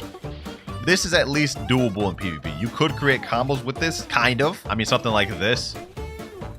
Air Slash Barrage. I mean, that's a little mini combo you can do. And last but not least, we have Violent Rush, which is a dash, pushes you forward. Air Slash Barrage is definitely better in my opinion. But that said, even though you can do combos with this, making it slightly usable, it's still not escaping the Dookie jail, bro. I'm gonna be honest. But it is pretty cool, though. Coolest one we've seen so far. Warden Sword next. What do I even gotta say about this sword, man? I mean, like, there's just nothing really good to say about it. Let's just showcase these. Multi-target slash. What was that? What was that? How are you ever supposed to use that in PvP? Tornado slash? That one, I guess you could use. I mean, it has decent range, but like it went from here to here and then it disappeared. I'm not even gonna say anything further about this sword, bro. There's literally nothing else I can say. Going in straight Dookie tier for this. And you know what? While we're at it, let's just add another quick one to Dookie tier. Dual-headed blade. This is also in there for basically the same reason as Warden sword. They're both garbage. Damn, a lot of these first ones are going in straight Dookie tier, bro. But you know what? Next up, we got one that's not gonna be a Dookie tier. For some reason, this sword is an uncommon. We have twin hooks. You can actually not obtain this until 3rd Siege, which is why I don't understand why it's an uncommon. But this sword is actually really good. Model-wise, this looks pretty decent, and it just got reworked recently. First move, we have Sky Cyclone. You grab onto someone and slam them up, which allows for combo potential. I mean, you can easily pair that in with God Human or a portal ability afterwards, but that's not it. Next ability, True Prehistoric Punt. You grab onto the enemy, slam into him, which directly combos into Sky Cyclone. Not only is this sword pretty cool, it actually has some really good combo potential and is honestly, in my opinion, underrated. So for the first sword in the video to escape the Dookie jail, we're gonna put twin hooks in good tier. definitely cooking some good builds with this. And you know what? Just to finish off the Dookie tier, I'm also going to put Trident down in Dookie tier. And the reason for this is even though Trident Throw is actually a pretty decent ability, I mean, you can pull in enemies to you. It is Kennable. It doesn't break Ken. And the second ability, Water Pulse, literally has no range. And I tested this with my friend in private servers. Even after the initial hit, you could just Ken and escape and punish afterward. And the last one I'm going to be putting in Dookie tier is going to be Pole First Form, but I will put this at the top of Dookie. Pole First Form is our first legendary sword we're going to be ranking, which I have no idea why this is a legendary. It really doesn't deserve to be. First off, for our first ability, Explosive Cloud, it's a slow traveling move. You see how slow that is? And then it explodes on impact. But there's no applicable situation you could ever use that in PvP. So this does nothing for you in PvP. Like, look at this. They have so much time to escape and avoid that, and it doesn't even break Ken. And for our second ability, Lightning Rain, that move also comes out really slow. Definitely tough to aim. And the damage is just not that good. But that right there, I would say, completely wraps up the Dookie tier. I don't think any sword here on out is that bad. Now, the next sword I'm going to be ranking might get some of y'all mad. It might be a bit controversial, but we're going to be going with the Soul Cane, one of the most beloved skilled PvP swords in the game. Now, this one just got a model rework, giving it a completely new model, which actually looks pretty sick. And if you pull it out, it's not a bad sword. And as for the abilities, they're also not bad. First one being Soul Beam.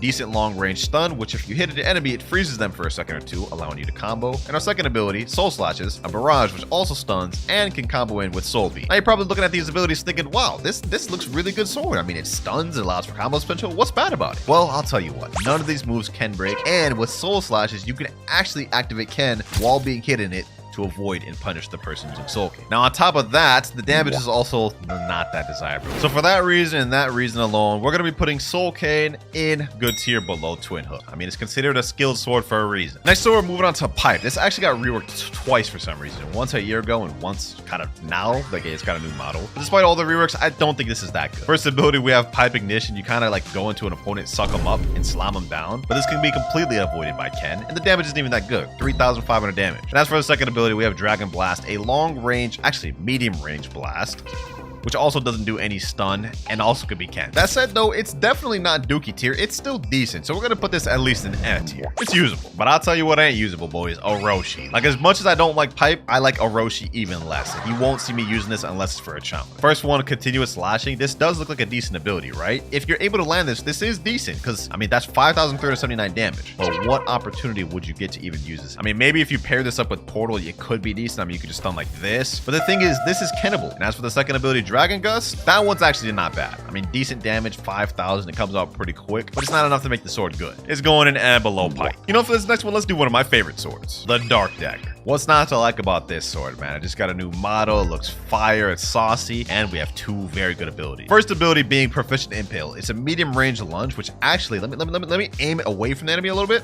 You can see it kind of sucks them in, and it also pushes them back in a straight line. And another cool thing is I found out that Proficient Impale is actually a Ken break. Now on to the second ability, Shaming Slash, my favorite one. This one also breaks Ken, by the way. You throw this out, it's a long range ability where once you land it, you teleport behind the opponent and knock them back. This can start so many combos, but it's also one of the hardest moves to land in the game, heavily relying on aim and precision. Now, despite how cool Dark Dagger looks, I'm still going to put it only in good tier, but above Twin Hooks. That said though, it's really underrated. I think more people should use it. I mean, paired up with the right build, it's very deadly. And while we're on the topic of deadly, this next sword definitely fits that description. The Saber Sword, an often overlooked sword because of how early you can obtain the game, but it holds the title for the highest damage dealing sword. Now you guys can see the model looks pretty cool. I also do have a Burn Blessing on here, and we also have two different abilities, Deadly Rush, Triple Slash. This sword also has a unique mechanic where the amount of distance you are from your opponent when you use your move determines the damage. For example, Deadly Rush, if I'm really close to my opponent, deals this much damage. This is the sweet spot damage, dealing a total of 5,072. However, let's say I move back a little bit, now it only deals 2,000. And the maximum you can get off one move is 6,181. I think actually you could get even higher than that. But despite how much damage this sword deals, it's not going ungodly and it's definitely not going amazing. I'm still gonna put it in good tier. Now, while the Saber Sword may not be that desirable to use, this next sword definitely is. The Gravity Blade. I mean, does this sword even need any introduction? I'm sure y'all run into this on the daily. First ability being Dimensional Grasp. This pulls in an enemy from far, allowing you to combo them, and it goes through Ken. And on top of that, the cooldown is actually really short on this thing. I mean, look at that. This is one of the best combo starters in the game for the fact that it breaks Ken. I mean, it just allows so many different things to be done. And while the damage may not be that high, it doesn't even matter because this move alone makes it the ultimate support sword, being able to pair with like literally 90% of builds in the game. And our second ability, Lunar Blitz, is also pretty good, but it can be Ken. That said though, you can still catch people off guard with it and the damage is not too shabby. It would honestly be dumb for me to put Gravity Blade in anything other than straight godly tier because this is where it belongs. It's just too brain dead. Next up, we have another very high damage dealing sword, the Bicento Blade. An honestly really underrated sword that I think needs a little more recognition. And you know what? We're not even gonna yap on this one that long. Let me just show you why. I'm gonna use both of these abilities and pay attention to how much damage this does.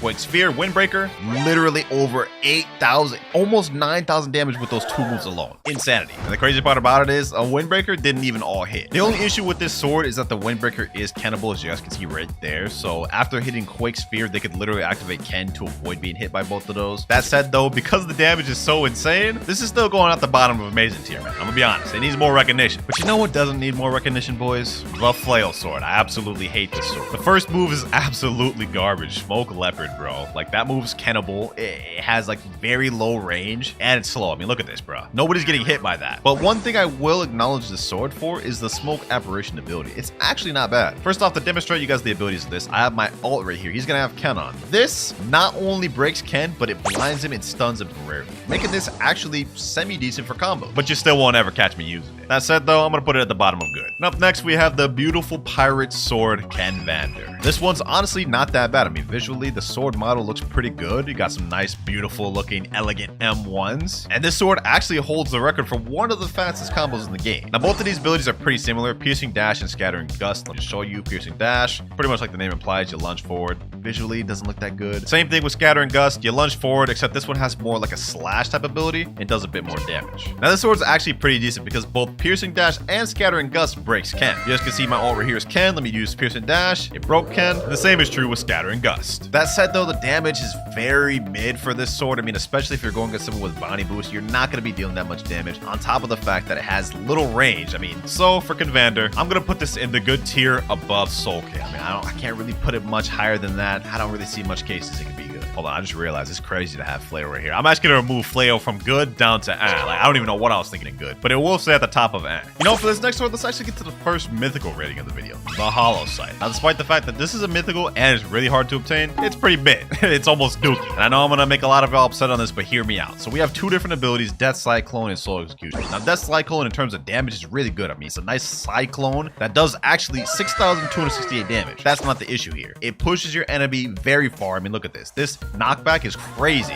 Not only that, it can be Ken while you're in the middle of it. So in terms of combo potential, not really doing you any favors. And it also doesn't Ken break. So in terms of like landing it, they can just dodge that and punish you for even doing that. Second ability, Soul Execution. This one's just hard to actually work with. And on top of that, it also does knockback. Yeah, the sword is overall pretty mid. I'm going to put this one in straight meh tier. It only exists for one reason, and that is the Admingler combo. Though, it will go to the top of meh. And you know what? While we're on the meh tier, let me go ahead and finish this off real quick. I only think a few more swords need to go there. First one being the Coco Sword. Now, this sword's going to go in F for only a few reasons for me. I mean, this sword just doesn't provide much support. There's little builds it's actually good at. And in terms of combo potential, not really existent. It does have a good long-range ability, Injection Shot, which does decent damage. I mean, 4,890 cooldown is pretty short, and it's spammable, which is good. And on top of that, it does break Ken. But unfortunately, the first ability, Electric Stab, does not. So you can see he completely avoided Electric Stab, which is the one thing that could have been a combo extender or a combo starter for Coco. Unfortunately, it just doesn't work. Yeah, we got literally no combos for this, just all spam. It's going at top of below Hollow Sight. And now I think there's only one more sword that belongs in And in my opinion, it's gotta be Saishi. Now I know there's gonna be a lot of players defending this sword with their life in the comments down below. Hear me out. I know it has some combo potential, but I don't think it's as good as other swords. I mean, you could easily pick so many better options. This one, you're just limiting yourself by using it. First ability, Swords Dance. It's a nice barrage that grabs and slams them up, which you could combo potential with, but it's a little difficult, and I think it only really works well with specific builds. Let me see, does this even break Ken? Okay, it does break Ken, but I wonder if you can after the barrage. Let's find out. I'm gonna use this, and I'm gonna go over to my ult account and try to Ken and escape. Yep, you can actually avoid it after the first hit. So even though the first hit of Swords Dance breaks Ken, the rest of that can be avoided, and then they can just punish you for using it. And as for our second ability, True Air Slash, this is just the weak kid. Also didn't break Ken. Now, if you were to pair this with Cyborg, it could be decent, but I just don't think it's worth using in my opinion. That said, though, I will at the very least give Saishi top of I do think it's better than Hollow Sight. And you know what? I think that wraps up tier. I don't think there's any other swords in this list left that are really that low. Actually, no, I just lied. We have Longsword. Yeah, I'm actually gonna put that at the bottom of Not even gonna get into why. It's just bad. So we got Dookie tier finished, and as well as tier. Now we just gotta finish good, amazing, and godly tier. And you know what? For this next sword, we're gonna get into one that I think deserves godly tier, and that is the Buddy Sword. A sword that I believe deserves way more recognition than it gets. For starters, both moves break Ken, both Heat Slash and Lightning Wave. And although you could activate Ken after Heat Slash to avoid the damages, it is a bit tough to time. And now I know a lot of new players are probably thinking, wow, why is Buddy Sword getting godly tier? Let me explain. This is a sword that gets significantly better the better player you are. If you're brand new to PvP, this is probably going to seem like one of the worst swords in the game. That is because it's hard to use. It requires really good aim and precision. But the moment you get good at the game, you'll be able to start to do combos like this.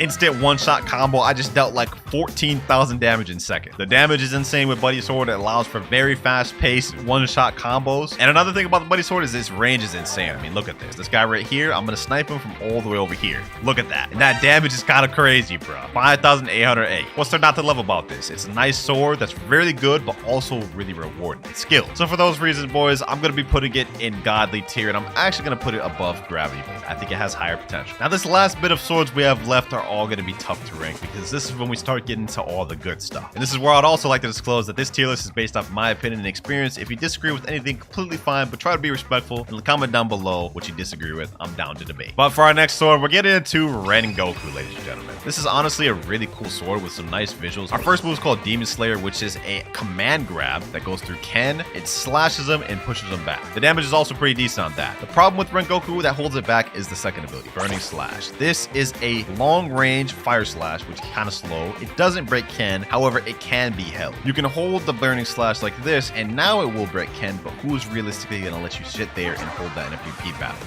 Look at that. Sword itself doesn't have much combo potential. The damage is high, but the second move really holds it back, I feel. That said, it's far from bad. In fact, I think it's pretty decent, so it's going to go in good tier. And I'm actually going to put it above Saber. Now, what sword should I rank next? You know, let's go with a brain dead one. Shark Anchor, bro. This needs no introduction. Literally, no introduction. I'm not even going to explain myself much on this one. Let me just say one word. Spam. First ability, Typhoon Toss. You launch a sword. It has crazy distance. 5,276 damage. Cooldown is stupid short on that. Like, look. I literally already have my move back. And look at the range this could go. Look at that. Range is insane on that. The damage is insane. It breaks Ken on impact. And let's get into the second ability. Armor Breaker. Also breaks Ken on impact and leads into the first move. Look at this. Boom. Typhoon Toss. Combo potential. Start lands on the God Human. It's even better with Sanguine. Works with Electric Claw as well. This is literally one of the most versatile swords in the game. Straight godly tier, man. Straight godly tier. And I ain't arguing with anyone on that. I'm just not. You know, there's actually something I want to change about this list. I know I put Soul Caning good, but I low-key think he down in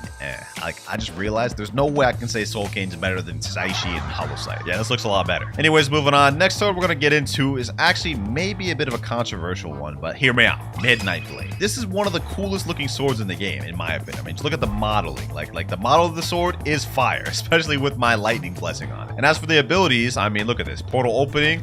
You lunge forward, nice little barrage. It looks fire. Same with Crescent Dash. Lunge forward, nice barrage. And both of the moves can lead into each other. While Portal opening does break Ken on the first hit, you could literally just save your Ken, allow it to hit you, Ken during the barrage, escape, and punish the opponent for hitting them. And Crescent Dash just straight up just doesn't break Ken at all. That said, though, the damage on this is still pretty decent. I mean, look at that. Like 5,615 damage. That's nothing to scoff at. So it's still going to get a decent rating, but it's definitely not godly, and it's definitely not amazing. So there's really only one other place Midnight Blade could go, and that's in the middle of good tier. Only a little bit left to go, ladies and gentlemen, and let's speed through these next few. Next up, we got Shizu. This is honestly one of my favorite skilled swords to use. There's a reason why it's considered skill. First of all, both abilities, True Quiet Rush and Focus Shot, are Kennable. Yeah, none of these moves break Ken. However, this is still pretty good for combo potential because you could use Quiet Rush, turn around, God Human moves, boom. The only issue is that none of that is true. This is a really fast sword though with good combo potential, and even though none of these moves are Ken breaks, you could pair this together with something like Cyborg or Draco and make it a little better. That said, said though, boys, like I said with Soul Cane, there's a reason why this is considered a skilled sword. I mean, the damage is only decent. It has good combo potential if you can land the moves, but that's the issue, landing the moves. So I'm sorry, ladies and gentlemen, but the highest I can put Shisui is at good tier, and I'm gonna put that actually below Rengoku. Spiky Trident. Ooh, one of the best fruit main swords in the game. Now this sword falls short for the same reasons that Shisui does. Both Do Hurricane and Flying Trident pull are cannibal and can be avoided, making 90% of the combos with Spiky Trident untrue. However, if you pair together both Shisui and Spiky Trident with Cyborg, making combos true, oftentimes Spiky Trident's gonna come out on top. One of the reasons being, Do Hurricane is really good for movement. For example, let's say you're about to get hit with a move, you hit this, avoid the ability,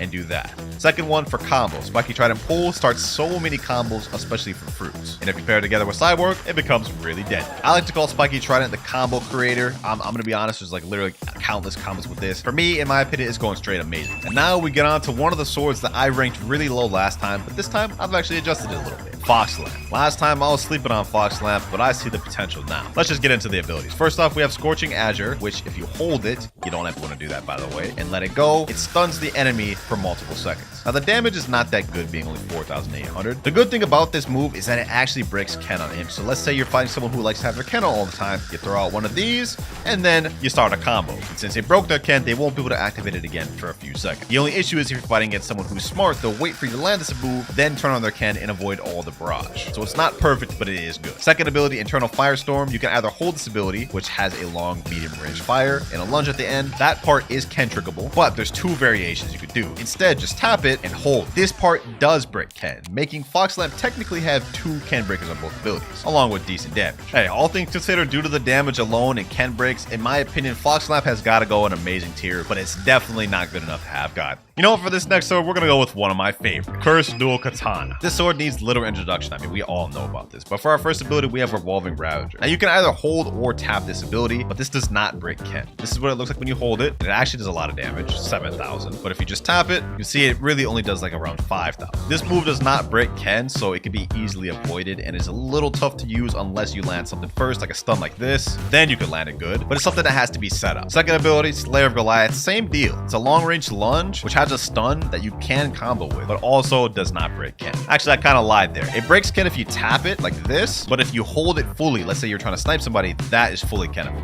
I don't know why it works that way. You would think it'd be the opposite, but hey, it is what it is. Now, 1 year ago, I gave this sword a godly tier rating, but unfortunately, I'm not going to be able to do that this year, because in my opinion, Cursed Dual Katana now just doesn't compete as well as it used to, so it's going to go straight at the top of amazing tier. Speaking of things that ain't godly, we're moving on to the Dark Blade. Honestly, I don't even get the hype of this sword. I mean, it's a Game Pass sword that's really not even that crazy. I mean, both abilities, 1,000 strikes and Dark Air Slash, are Kennable. While this sword does have really good damage, I won't deny that, and good combo potential paired up with the right fruit, there's just so many other better options. Like, I'm gonna be honest, you don't even need to waste your money getting this sword. And I know I sound like I'm hating right now, but like, trust me, it's still a really good sword. You can do stuff like this, easy one-shot combos like that. I completely messed that up, I'm not gonna lie, but y'all get the gist. I mean, paired up with a stun fruit with sword stats, you're dealing damage. But the fact that both moves don't break Ken just kind of ruins it for me. So it's gonna go straight in amazing tier, and I'm actually gonna put this above Spiky Trident, below Bicento. And for all you Dark Blade lovers out there, don't come at me. It ain't like I'm saying the sword's bad. It's just, let's be honest, it's not godly. It can't be. But let's talk about one that's undisputably godly, Dragon Trident. This sword single-handedly went from the worst sword in the game to literally top 3 with a single change. What to talk about with this sword? All right, first things first, Sea Dragon Fury breaks Ken. Yeah, this ability right here breaks Ken, on top of dealing 4,621. Now, the damage is not that high, but the fact that it breaks Ken with the first ability, insane. And as for our second ability, Water Dragon Shower, it's also a Ken break. And just look at this AoE, bro. Just look at this AoE. Look at that. Look at that AoE. You could probably close your eyes and guess where the enemy is at. You'd still probably hit him with that. And because both moves break Ken on impact, this makes starting combos really easy. I mean, you could literally just walk up to an enemy and do this. Boom, boom. They're dead. And then, like, you know what? Just repeat it. Especially Ghoul or Cyborg. Just do that all over again. Cooldowns are really short too. It's honestly baffling. The one thing this sword struggles from is air capping. It's a very ground-based sword. I mean, Water Dragon Shower works best on ground. That said, though, that doesn't mean you can't catch air capping, because you can also do this. You can aim this up in the air, and it'll shoot them down. And if you can catch it, that also starts combos. Not much else for me to even say about Dragon Trident, to be honest. It's super brain brain dead, super easy, and just insane. It's going straight godly above Sharky. Only 6 swords left to rank. And next up, we have an interesting one, Tushita, a sword that's actually not really used that often that I think deserves a little more recognition. Why, you may ask? Well, both moves break Ken. Heavenly Lunges right here is a really good move that breaks Ken and does good damage. I mean, 6,230, very good. Also, did I forget to mention it breaks Ken? Pair this together with something like Songwing, you're gonna be creating some deadly combo. Next up, Celestial Ravager. This move is the more mid one. While it does break Ken, the damage is not as good, and I mean, the range is just limited, which I feel is what really holds this sword back. But this is where you add in items like Soul Guitar, Sanguine Art, and Portal, really make a full, complete build. I mean, I'm not saying it's godly or amazing or anything like that, but I think Tushita definitely deserves to be at the top of good tier. I mean, we can't underestimate it that much. It's definitely good. Now, since we got Tushita out the way, we might as well go to Yamane. And honestly, this sword, I think, has some of the best support out of any sword in the game. Now, this definitely isn't the best sword main weapon. It's more of a fruit support weapon, and let me explain why. First ability, Hellish Slash. This is really nice, but the damage is kind of mid, 5,036. And half the time, it doesn't even do that much damage because the actual slash part of it is kind of difficult to hit. This move is also Kennable, so you won't really be using this much in PvP at all. However, let me explain what it is good for. Mobility. Just like Spiky Trident, you could easily use this for mobility to dodge attacks like this and get an upper hand on movement. People have also found a way to do movement glitches with the Yama Z ability, kind of like this, God Human, where you get a burst of movement and are able to go really fast, like this. But that's not even the best part about the sword. Now we get to our second ability, Infernal Hurricane, which is a Ken break, launches you forward, stuns the enemy in there. They can't Ken the barrage, and this just starts so many different combos. One thing that comes to mind that pairs together really well with Yama is specifically Kitsune. Honestly, with Yama and Kitsune, it's one of the deadliest combos in the game, especially if you're pairing together with Sangu. So it's going straight in amazing tier, and I'm actually going to put this above Fox Lamp under Curse Dual Katana. 4 swords left, and you know what, just to get one of these out the way, True Triple Dark Blade. This is just a troll sword. I'm just going to put this straight godly. We don't even need to explain that. And aside from that, next up, we got Pole V2. This sword is still really good. I'm not even going to sleep on it. Let me just demonstrate why. Both of these moves are stun abilities, which lead for crazy combos if you can land them. Hand of God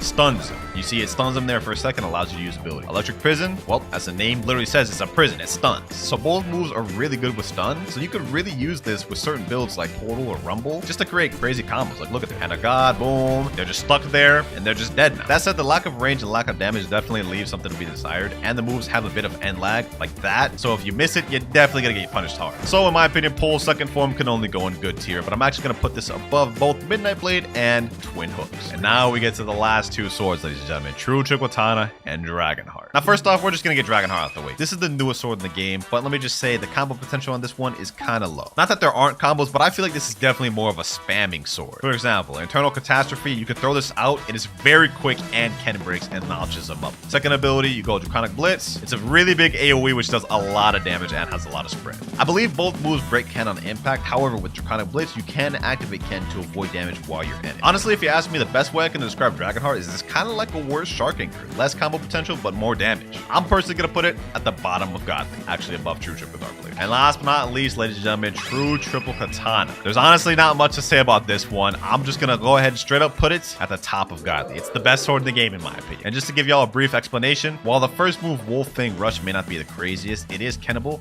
but it does a good amount of damage, 6,092. Though that's not the main attraction of the sword. The main attraction is Dragon Hurricane, a big tornado that does 6,347 damage. You can't Ken while you're inside of it, and it just allows for free combo. Also, did I mention that the hitbox of this thing is insane? I mean, just look at this. Dragon Hurricane, look at that, bro. It literally pulls them in from way over there. This sword holds so much damage. It holds so much brain deadness. It has one of the easiest one-shot combos to pull off, like literally a new 2.5 million bounty player could do. There's literally nothing bad about this sword, honestly. And I ain't gonna argue or debate with anybody on that. This is the complete sword tier list. Honestly, Godly, you could argue a lot of these. I mean, this isn't fully ordered, but everything else I would say is ordered. Now let's get on to the gun tier list. Here is the complete gun tier list. We have Soul Guitar, Dragonstorm, and Venombow in S tier. These are the top 3 guns in the game, in my opinion. You could really argue Dragonstorm above Soul Guitar, or the opposite. These is not really ordered. A tier, we got Kabucha, followed by Magma Blaster. I think Magma Blaster is insane. Just have to have the right builds with it. Followed by B tier, we got Aston Rifle, more of a skilled gun, and then Dual Flintlock, and then everything else after that is just kind of mid. That there is every weapon ranked worst to best in Blox. Let me know what you guys agree or disagree with. I'm down to debate. And it all starts with the worst fruit in the game, Rocket. Now this fruit, you have 5 different abilities. First one being Missile Fist, second one being Airstrike, followed by Rocket Crash and Blast Off. And even though Rocket's one of the coolest common fruits fruits in the game, it's not in One Piece at all. Because the closest ability to One Piece is by the user Baby 5. She uses the Buki Buki Nomi. You guys can see kind of like a missile fist she's using right here. But honestly, it's really just a bit of a stretch. Like, that's not even close to this. So for our first fruit rocket, I've got to put it straight in no similarities tier. But next up, we got the spin fruit. And as the name implies, everything revolves around spinning. Now in the game, this is very bad fruit. I mean, the range is just kind of really low. The damage is kind of mid. And as you guys can see, it's a bit of a trend. I will say though, this helicopter flight looks pretty interesting. And in the anime, the user that uses it is named Buffalo. It's called the Guru Guru Nomi. As you can see, it's pretty accurate in terms of helicopter spin. But unfortunately, this is literally all we ever see him do in the anime. So despite the fact that spin's pretty accurate, like none of these abilities like happen in the anime. They really just freestyle with all of this, which they did a good job of doing. But despite that though, I'm not gonna lie, I'm still gonna put spin in accurate tier. They did a decent job for what they had to work with. But let's see if the blade fruit is accurate. This used to be the chop fruit and it recently got reworked to avoid copyright. So is it still similar? Now this fruit actually has a passive that makes it impervious to all sword attacks. If I try to get attacked by a sword user, I just simply deflect all of it. And as for abilities, we have an M1 right here. We have our next ability, Razor Cyclone, which kind of launches you forward. Blade Dance, which is a barrage ability. Saw Shredder, long range ability, and Turbine Flight, where you just use your hands to propel yourself forward. And of course, in the anime, the person that uses the chop fruit, which is what blade fruit's based off of, is of course Buggy the Clown. As you guys can see right here, however, looks literally nothing like what we saw in Blox fruits, with the only thing maybe being similar is when Buggy did this. He did his little chop barrage frenzy or whatever he wants to call it. This right here where he's just throwing himself, which I guess is kind of similar to this, but not really at all. It used to be closer. So sadly, now the blade fruit's gonna have to go straight in, not even close to here. I can't justify putting it any higher. Moving on up next though, we got the spring fruit. Now with this fruit, all of the attacks are spring related based off of the name, and the first one looks like this. Spring knock, kind of like you extend your arms a little bit. Spring snipe, your legs become spring, propel yourself forward. Spring cannon, kind of similar thing, except instead of springing yourself forward, you just jump up and down. Yeah, this fruit's pretty bad. But next up, we got spring leap, just launches you forward. And last but not least, the ultimate, spring emperor. Yeah, you just go crazy with springs. Overall, pretty bad ability on Blox fruits, but that stands true to One Piece as well. Because in the anime, spring fruit is used by none other than Bellamy. And as you guys can see right here, he just did spring leap, spring tackle. Like, this is super accurate from what I'm seeing so far. But trust me, it gets even better. Because right here, we can see he's doing spring emperor. And it's literally super accurate to the game. Like, look, this is how it looks right there. And then another look at it right here, looks exactly the same. And if you can't see the similarities, you might need to get your eyes checked. But me personally, man, this is gonna be our first of the video, but I've got to put spring fruit all the way in copyright tier. This is like stupid close. And because of that comment I just made, I wouldn't be surprised if we got a spring rework anytime soon. But up next, we've got the bomb fruit.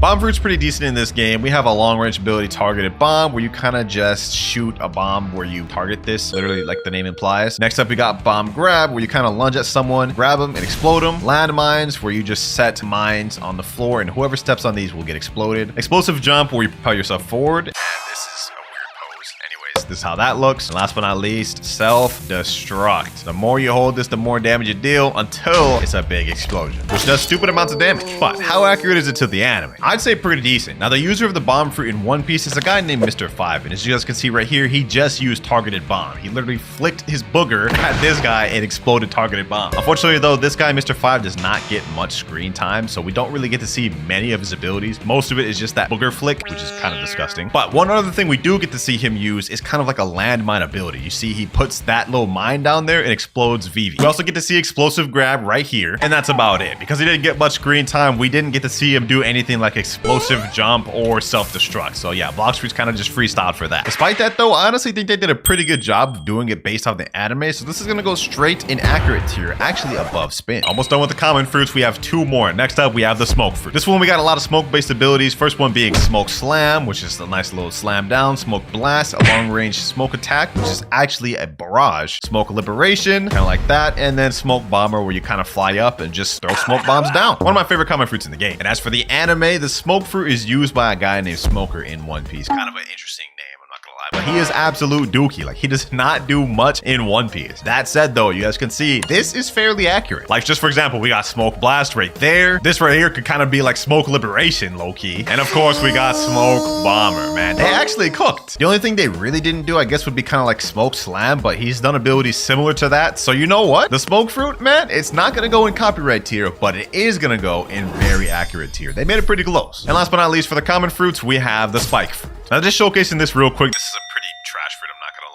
We have Spike Summon, which allows you to summon a big spike wherever you point this at. Whirlwind, which is basically you turn into a Beyblade and start spinning around. Spiky Ball, turn into a ball, and you just start attacking people. And then Spike Barrage. Now in One Piece, this is the user of the Spike Fruit, and I'm not gonna lie, it's not very accurate. The way it's used in Blox Fruits is not at all how it's used in One Piece. She kind of turns her bodies into Spike instead of using like long range spikes. What we do get though is her becoming this little hedgehog, which is exactly like Spike Ball. Nevertheless though, Spike Fruit is pretty accurate. I'm gonna put that actually above Bomb. And now we're moving on to the uncommon rarity of fruits, starting with the Flame Fruit. We about to cook. And Flame Fruit has a bunch of cool abilities like blue fire bullets. You shoot out literally blue long range fire bullets, Prominence Burst, a long range fire blast, Flamey Vortex, a vortex of flames, rocket flight, literally flying with fire, and most cool of all, Hell's Core, a literal spirit bomb of fire. We all know the user of Flame Fruit in One Piece, Portgas, D-Ace, or Saba, whichever one you want. And I'm gonna be honest, it's really accurate to Blox Fruits. We just saw two abilities that look exactly like what we saw in Blox Fruits. We got fire guns right here, which is the blue fire bullets we saw, just this is red. Of course, can't forget Flame Commandment, Fire Pillar, which is Flaming Vortex. And of course, last but not least, we've got Hell's Core, or Flame Emperor in the anime, bruh. Literally 5 for 5. All abilities 100% accurate. I told you we was about to cook. Flame Fruit, man, is gotta go straight copyright tier. And I'm gonna put that above Spring. I don't know how they haven't reworked that yet. But anyways, enough yapping. Next up, we got the Ice Fruit. Let's see how close this one is to the anime. First off, we start off with the Ice Spear. It's a nice little M1 we can use, like a little bit of a sword. First ability, we got Glacial Storm. You summon a tornado of ice. Glacial Surge, a nice little pillar of ice you shoot out of your legs. Frozen Dragon, a long-range ice dragon that stuns anybody in the area. We have Ice Skating and Absolute Zero, basically just the AoE of ice. And if we compare it to the anime, this is Kuzan, who uses the Ice Fruit in the anime. And we can see right here, he does Ice Age, which is Absolute Zero. He literally just froze a sea beast, bro. You can't tell me that AI. And right here, we got Ice Saber, of course. You can't forget the Ice Sword. They also got that in the anime. And of course, we got Kuzan's Pheasant Beak attack, which is kind of like the Frozen Dragon attack we saw earlier. Just look at this, bro. Straight beautiful. Honestly, the Ice Fruit is pretty fairly accurate to the anime. I mean, not all the moves are that similar. We don't see any ice skating. Cold Storm wasn't used. But other than that, Glacial Surge, Frozen Dragon, Absolute Zero, pretty good. Which in my opinion puts the Ice Fruit in the middle of accurate tier. But what about the Sand Fruit, ladies and gentlemen? With this fruit, we have a lot of long range abilities, such as Desert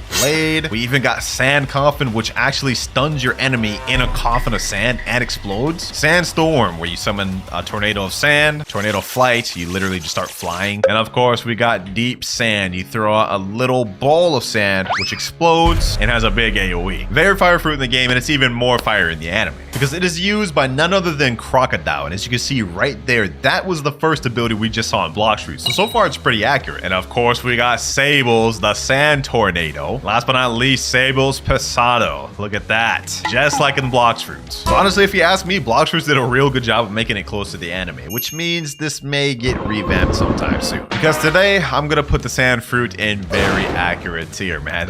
They made that close. But next up, we have the Yonko Darkbeard's Fruit, the Dark Fruit. Darkness Fruit, whatever you want to call it. This fruit's actually very good in the game, primarily being good for PvP rather than grinding, and we have different abilities such as Dark Rocks, a long-range rock attack, or dark attack, Abyssal Darkness, where you suck the enemy in, pause, and then kind of explode. Endless Hole, you do a little black hole at the bottom that slows them. Ghastly Step, you teleport for some reason, I don't know why that's there. But last but not least, we have World of Darkness, a dark spirit bomb, which you can throw down and explode. Now for the anime, I just want to say this man, Darkbeard, is a straight menace. Like, you do not want to mess around with this guy. But as for accuracy to Blox Fruits, we can see that was World of Darkness right there pretty much. This could kind of be considered like the black hole ability. Yeah, that's exactly what it is, black hole. And we even got the ability where he just pulls Ace in. Like, Ace isn't even close right now, and he just sucks that boy in. Pause once again. Overall, Blox Fruits' Dark is actually very accurate to the anime, although I don't know where they got Ghastly Step from. That man never did that. Hey, I'm actually gonna put the Dark Fruit in copyright tier. That's scarily accurate. Might be time to rework a Blox Fruits the way you guys have been avoiding copyright. Speaking about avoiding copyright, we actually have one of the most recently reworked fruits in the game, the Eagle Fruit. This fruit obviously gives you the powers of an eagle, and we have multiple different things from M1s that you can hold and use, that explode feathers, wind burst, feather storm, which is a barrage, bone crusher, and soaring talon. Basically the same thing. You just lunge forward and explode them. Now in the anime, this fruit's actually called Falcon, and it's used by a guy named Pell. And I'm gonna be honest, it's not very accurate. Like we can see he's transformed into an eagle right now, or a falcon, but the actual abilities he uses throughout the anime are not at all close to what we have at the eagle fruit. With the only move being maybe close to Blox fruits is what he does right here. He kind of uses like a wind burst with feather attacks, and that's literally the only attack we ever really saw him use in One Piece. Which means the reworked eagle fruit has to go straight in the no similarities tier list. Which means this rework did justice if they were trying to avoid copyright, because now it doesn't even look like it at all. And now we have the last of the uncommon fruits, Diamond. Diamonds are interesting because we have a transformation, which you guys can see kind of turns us into like the Ben 10 diamond form, but this also doubles down as a move instead of just a transformation. We use it and it explodes. We also have an M1. Next up, we have Shard Storm, which is a long range kind of diamond attack. Shimmering Disruption, a close range attack that stuns and blinds the enemies, and Prismatic Reflection, which kind of reminds me of like Haku's ability from Naruto. It's just a bunch of mirrors reflecting an attack. Honestly, pretty OP. Now in the anime, this fruit is used by a guy named Jozu. They call him Diamond Jozu. That's his nickname. Get it? Because he has the diamond fruit. Anyways, he doesn't really get much screen time during the entire anime other than Marineford arc. But you guys can see right here, this is kind of like the Encrust ability. So this is him activating the fruit. But the actual abilities he uses, I don't remember them being close to what we have in Blox fruits. So sadly, we don't see him do none of this or this. But technically, we do see him do this. Which I guess there's some similarity because of the Encrust and then the M1 punch. We could justify putting this in not even close tier because there is little bit of similarities, but not much. Moving on to fruit number 14, we have the light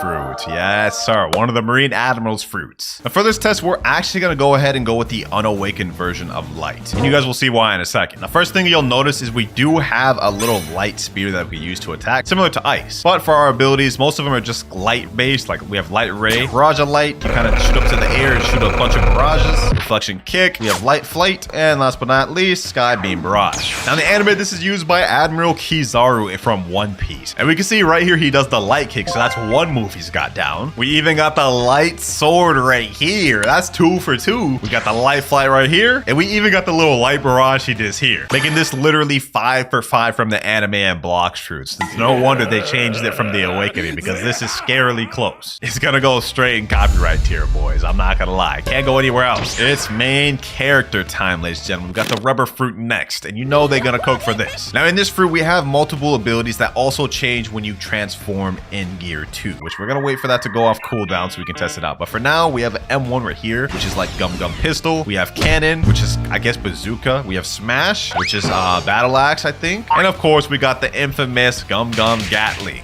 Like I said earlier, once you transform, it just basically enhances all those abilities. We have Jet Pistol now, we have Cannon, Jet Cannon, or Jet Bazooka, that one right there, and of course, a better slingshot. Needless to say, it's super accurate to the anime. We can literally see him doing the Gear 2 pose right now. And throughout this entire fight against Blue and O, we can see Jet Pistol right there, which is the M1 from Blox fruits. We can see the move where it teleports above, slams down right here, and we get Slingshot. And of course, we get Jet Gatling, man. Such a crazy moment right here. Needless to say, Blox fruits Gear 2 is very accurate to the anime. In fact, it's 100% accuracy. Rubber fruit goes in copyright tier. But moving on from rubber, we've got the ghost fruit next. Second to last rare. Now this fruit just got completely revamped almost 2 years ago now, and the abilities look honestly a lot different than they used to. First off, we got Shivering the Possession. Next up, we have Wandering Soul, where you're kind of just flying. We got Spectral Release, Surprises the Underworld, and then we got Ghostbusters. You summon 3 clones of yourself, which do the exact same attacks as you do, except they're very weak. Now in the anime, the ghost fruit is used by none other than Brook. But I'm not gonna lie, Brook does not use his devil fruit that much. Most of the time he fights with his Soul King. And honestly, when I think about it, there's not really any abilities Brook uses that are similar to the moveset we have with Ghost. So sadly, Ghost fruit has to go in no similarities tier. One more rare left, and that is Magma fruit. We're gonna showcase this one very quickly because you guys are gonna see we won't even need to show most of the moves. First off, we got Magma Shower, literal fist of barrage of magma fists. Great Magma Hound. We have Beast Ride, which you literally start riding one of the magma fists. And Volcanic Storm, a massive magma fist that explodes into a bunch of other mini magma fists. And when you compare it to the anime counterpart, you can really see that in terms of accuracy, it's pretty down packed. Look, this is Akainu, the user of magma. he's super deadly in the anime. And literally, this is what he does. He literally just throws out big magma fists or magma-based attacks. It is 100% accurate to the anime as it should be. Magma should really be no other way. So for that, it's gonna go straight in copyright tier. And that marks the last fruit of the rares. We only have 2 more tiers left, Legendary and Mythic. And it's fitting that we just got done with the Kainu because now we're gonna have to move up to Whitebeard. We're moving on to the Quake fruit. Quake's got some very simple abilities. Fatal Demolisher, you pull someone in and knock them away. We got Air Crusher, you literally just throw a big wave of Quake, Spatial Shock Wave. And then now we have what Quake is known most for. It's literal specialty and flagship move, Sea Quake.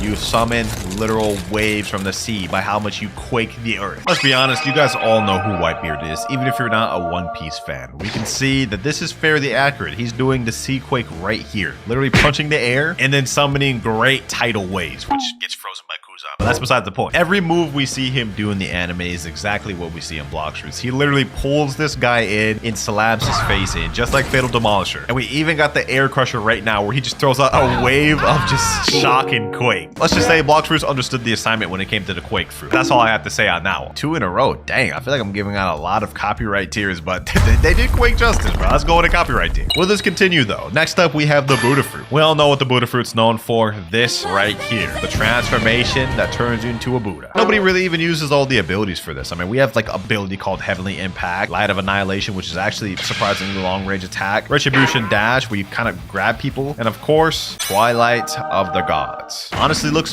very fire in the game. It's also one of the most used fruits. However, that is not the case for the anime because we literally only see it used once, and all Sengoku does, which is the user of Buddha, is just transform into the Buddha. And then he does like the Heavenly Impact, maybe, like he kind of just like punches the ground, which is kind of similar to this, but I'm gonna be honest, literally he didn't do any of these other abilities. Like Light of Annihilation, Twilight of the Gods, Retribution Dash, he didn't do none of those. So Buddha, man, you're gonna go straight into just accuracy. We got the Love Fruit next. Ooh, the next legendary. This was actually interesting. This got reworked like 2 years ago, and the abilities are way different than they used to be. First off, we have Heart Shot, a long-range heart bow shot. Cupid Zone, shoot out a nice arrow that has a AoE, irresistible attraction. Anyone that's in the circle gets brought closer to you. Flamingo Ride, you literally just summon a flamingo out of nowhere. Like what is this, Naruto summoning jutsu? And then Besto Friendo. Similar to Ghost, you summon a little NPC that fights for you. Now, Boa Hancock, which is the user of the Love Fruit, the anime primarily uses long-range attacks that turn people into stone if you're attracted to it, which is not at all similar to how it works in Blox Fruits. The only ability I guess you could say is kind of similar is this Pistol Kiss one. It's a long-range, just like kind of like love shot, which I guess is kind of similar to Heart Shot. Not really, because this one kind of explodes. I don't know, bro. I'm trying to see what the similarities are. It's not close. So unfortunately, Love Fruit is gonna go in not even close to you. Ooh, next up we got the Creation Fruit. This just got reworked in the game. Used to be the Barrier Fruit, which is actually really accurate to One Piece, which is why they reworked it. How accurate is it now? First off, we have an M1, which is kind of like Barrier Wall. You summon a little wall that blocks attacks actually. And then after that, we have Batter Up, which you literally shoot yourself out of a cannonball. We have Sleight of Hand, which summons a hand that grabs people. Sword Box summons a box of, I don't even know what that is. It's kind of like Kuro Hisugi from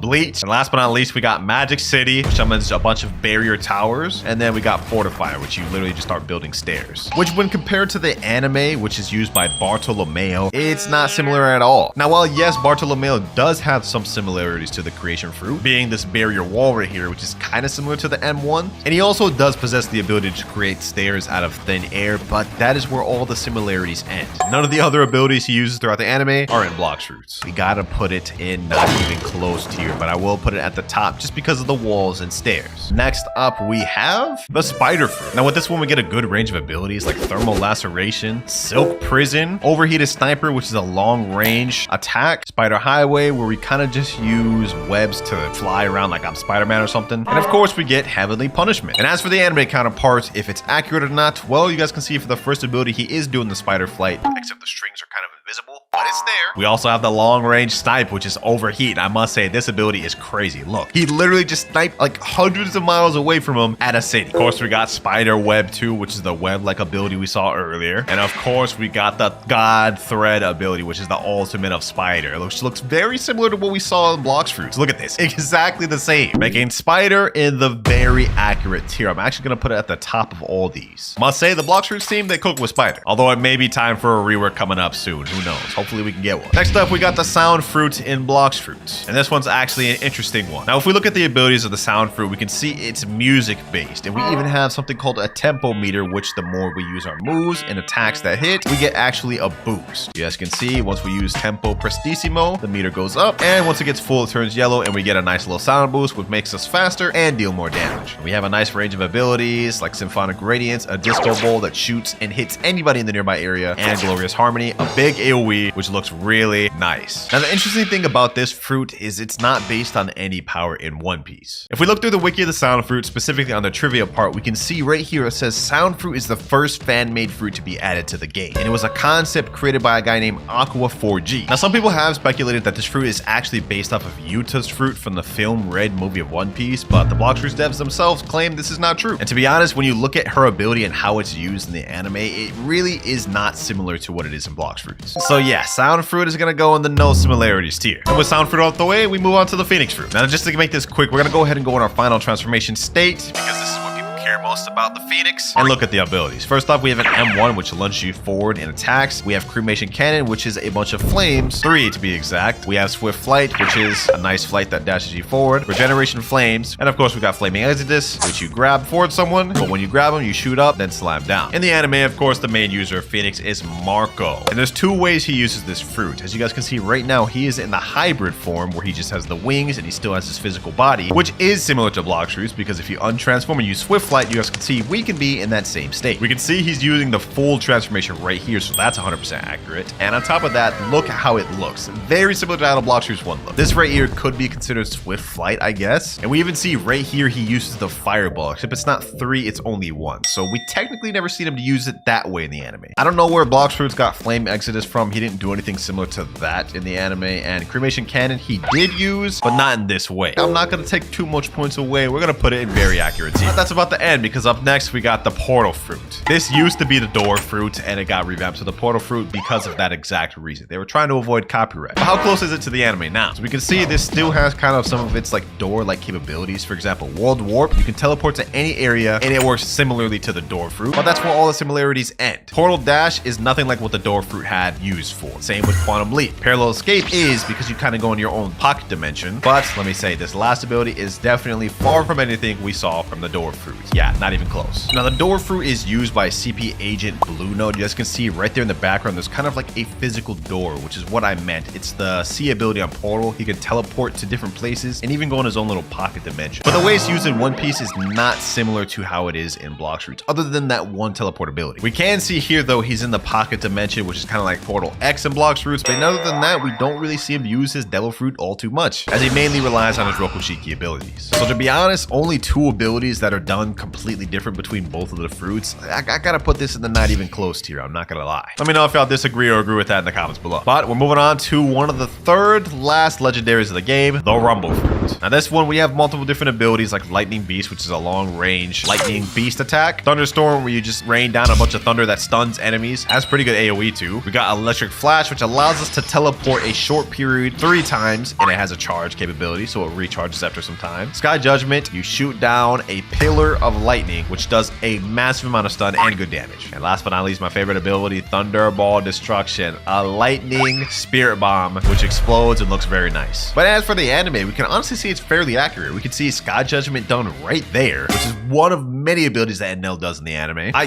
guess we could say this ability here is kind of similar to Lightning Beast, but not really. We don't really see him use Lightning Beast in the anime. Obviously, he does Raigo, which is the Thunderball Destruction here. And we also have him do this cool little transformation. He calls it Amaru. Why did we get that in Blox Fruits? Honestly, now that I'm thinking about it, it's not that accurate. We don't see him do anything similar to Lightning Beast, unless we're kind of that team is Lightning Beast. We don't see him do anything like Thunderstorm, and we definitely don't see him do anything like Electric Flash. So really, the only 2 abilities we see him do is Sky Judgment and Thunderball Destruction. That said, I'm still gonna give the Rumble Fruit accurate tier because they still got the general gist of what Enel did. They just changed it up a little bit. Pain Fruit next. First up, we have Heavy Pain, which summons a paw ability that goes through enemies. We have Paw Barrage. We have Pain Nuke, which just summons a big paw and explodes. Self-Repel, which is a teleport ability, which allows you just teleport forward. And we have Torture, which summons a pink paw that does damage over time to an enemy. Kind of like poison damage. Just look at this, bro. First off, we have the teleport right there. We have the little paw, like the shooting paw right there. We got paw barrage, which literally looks 1-to-1 the same. We got paw nuke right here, literally same animation, same looks, and even the way the move functions is exactly the same in the anime. Look at this. He throws it out and it explodes. And yes, even the pink paw. 100% of the moves are accurate to the anime, ladies and gentlemen. Kind of crazy. This is gonna go straight to the top of copyright tier because there's nothing they need to add. They've got it down 100%. And now we get to the last of the legendary fruits, which is the blizzard fruit. This fruit is kind of similar to ice, except it focuses less on trying to freeze people and more on just bombarding people with big effects. Look at this. Snowflake shuriken, whiteout, you summon a tornado of blizzard, howling wind, same thing, except it's more in one place instead of moving. We have tornado flight, which is the same thing. Yeah, 3 moves that literally look the same. And then we have blizzard domain, which is basically the same thing, except just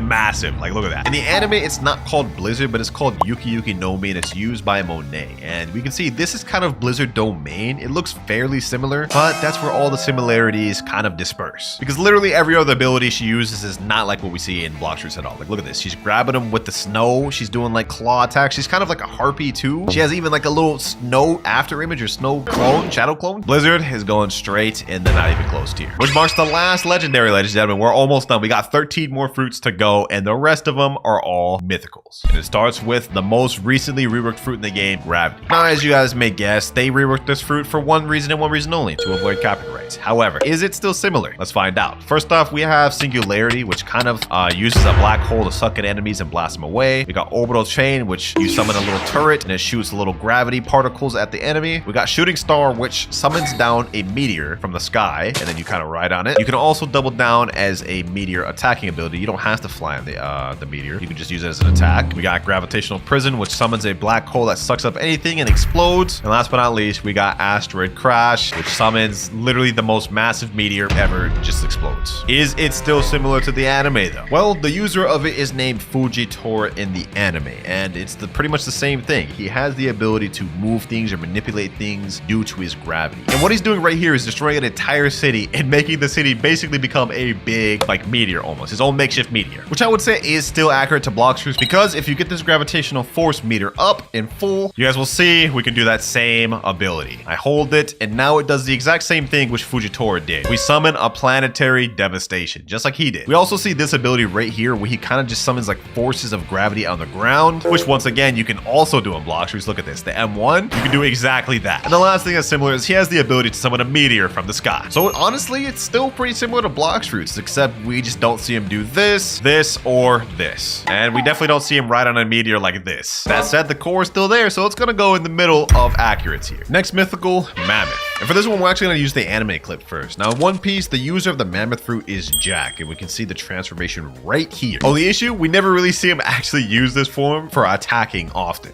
So yeah, really the only thing we see him do is just this, which is transformation. So in Blox fruits, all of these other abilities we have like ancient cutter, true prehistoric punt, colossal crusher, or even stampede. We don't get to see any of those in One Piece, which if you ask me makes mammoth not even close to you. But what about the T-Rex fruit? Now in Blox fruits, the main thing we have for T-Rex is the transformation. And we also do get a different abilities like M1s, tail swipe, we got a nice gigantic leap, predatory screech, and of course last but not least, hunter's rage. You grab the enemy with your teeth and slam them down. Now here's where it gets interesting. In One Piece, the T-Rex fruit is technically not in the anime, but the closest thing is what you see here, which is actually an Allosaurus, not a T-Rex, and it's used by X Drake. And as for abilities, the only real move we see him use in the anime is this one right here, which is kind of similar to Hunter's Rage, where you kind of like grab them and slam them down. Other than that though, literally none of these other abilities were shown in the anime. So T-Rex, just like Mammoth, is gonna go not even close here. Next up, we got the Dough fruit. Now Dough actually has a ton of different abilities, so we're just gonna zoom through it. First off, we got Missile Jab, which is a nice like fist of dough that explodes, which if we look at the anime, he kind of does exactly that. We also got Scorching Donut and Piercing Clothesline, which you guys can see. Swings them around town, slams them up. Katakuri does both of these things in the anime, literally the swinging donut, and we have the chestnut, or not chestnut, I forgot what it is. this even called? Piercing clothesline, buzz cut, that's what it's called. And last but not least, we got Dofus Fusillade, ladies and gentlemen, which category very clearly does right here. I mean, this is basically the same thing. The only thing we don't really see Katakuri use is either forms of Pastry River. Like, we don't really see him use this, I don't think. But overall, though, it's gotta go in very accurate here. Next up, Shadow, and we're gonna zoom through this one, and you guys will see why. Now, with the Shadow Fruit, we have a bunch of unique abilities like Umbrage, where you kind of go in the air, and kind of like Smoke Bomber from earlier. Somber Rebellion, you kind of shoot forward and attack the enemy with a barrage. Shade Nest, a long range ability, which hits the enemy. Nightmare Leech, you kind of suck up the enemy and take their health. Last but not least, we have Corvus Torment. You kind of explode yourself and keeps the enemy stunned in there for very long. Shadow, however, in Blox Fruits is not at all how it works in One Piece. Gecko Moria, who is the user of the Shadow Fruit in One Piece, his primary ability is to steal shadows away from people and create zombies using their shadows. And he also has a bunch of other different abilities, but none of what we see in Blox Fruits is actually portrayed in the anime. So yeah, this is gonna go in the no similarities tier. It's not even close at all. But maybe the Venom Fruit will be. Now we're just gonna go ahead and go in the transformation state. This is what the Venom transformation looks like. And we get a bunch of different abilities like Poison Daggers, Noxic Fog, basically the same thing except does more damage. Toxic Fog, which is a massive AoE of smoke. And last but not least, Serpent's Wrath. And now for the anime. One of the abilities you guys can see Magellan, which is the user of Venom, uses is Venom Hydra. Summons 3 little Venom dragons, which is actually kind of like Serpent's Wrath, or if you really want to be super specific, Noxus Shot. We also have Crollo Ball, which is kind of like Poison Daggers. Venom Road, which is literally the Venom Flight ability I just used. We even got Poison Gas, which is exactly what I use here, Toxic Fog. And of course, we can't forget the Transformation Demon. This is the transform state in the anime. And while it may look a lot different in One Piece, I will say overall the premise is there. Venom is gonna go in very accurate here. Now we're on to the Control Fruit, and this is gonna be interesting. Now with this, we get first ability, which is Room. You summon a room. Actually, wait, I don't even know why I used this ability in here. There we go. You guys can see the entire room I've summoned, and we can only use our abilities in this room. This is the unique passive of this fruit. So you guys can see I get Levitate. I can summon a rock out of any material in the game. We also get a Teleport. I can teleport into any area in the room, and I get 2 extra abilities like Gamma Rush and Echo Knife, which only works if I have a target to hit. But yeah, those abilities are pretty decent. And obviously in One Piece, the user of the Control Fruit is Law. We can see he did the room ability right there, and that is kind of like the Levitate ability where we summon the rocks, except he just used it on a human. We can also see he does this ability right here where he actually teleports a thing instead of himself, so it works in both ways. Basically everything we've seen in Blox Fruits was done in the anime. That said, Control is gonna go in the very accurate tier. Now with the gas, we have a lot of interesting abilities like Suffocating Fume, which you kind of lunge forward and hit the enemy with some gas. Bursting Vapor, similar thing, you hit him with like a bunch of gas abilities. Traveling Gas, you kind of fly. And then we have Smog Demons. You summon a bunch of little demons and they explode on impact. Another thing you'll notice is we have this gas meter, and when it gets full, we'll be able to transform into this little gas giant. Our abilities change a little bit, but for the most part, most of them are similar. Now Suffocating Fume is a long range attack, and we have Bursting Vapor, which is a nice little gas swipe. We still get Smog Demons, it's the same, it just like summons more. And the last thing that changes is Traveling Gas is now an attack. You stab an enemy and launch them back. This, however, is not similar at all to how Caesar Clown uses gas in One Piece. He focuses on primarily like invisible type moves and some longer range type moves like Gas Robe right here, which we don't see in Blox Fruits. He even has this ability to summon little goops of poison gas, which I guess is kind of similar to Smog Demons, but not really, let's be real. The only real thing we could say is like super similar to Blox Fruits is Caesar Clown does do this kind of like transform gas state like this, which is a similar premise to what we see here, but it's just not executed at all the same. So yeah, there's just no similarities. I'm gonna put it in not even close tier. And with that, we move on to the Spirit Fruit. We actually get a bunch of unique powers with this one, such as the ability to summon little homies like this. We just summoned a little tree, and we can also summon a nice other tree. Oh wait, this is a mushroom. This is the tree.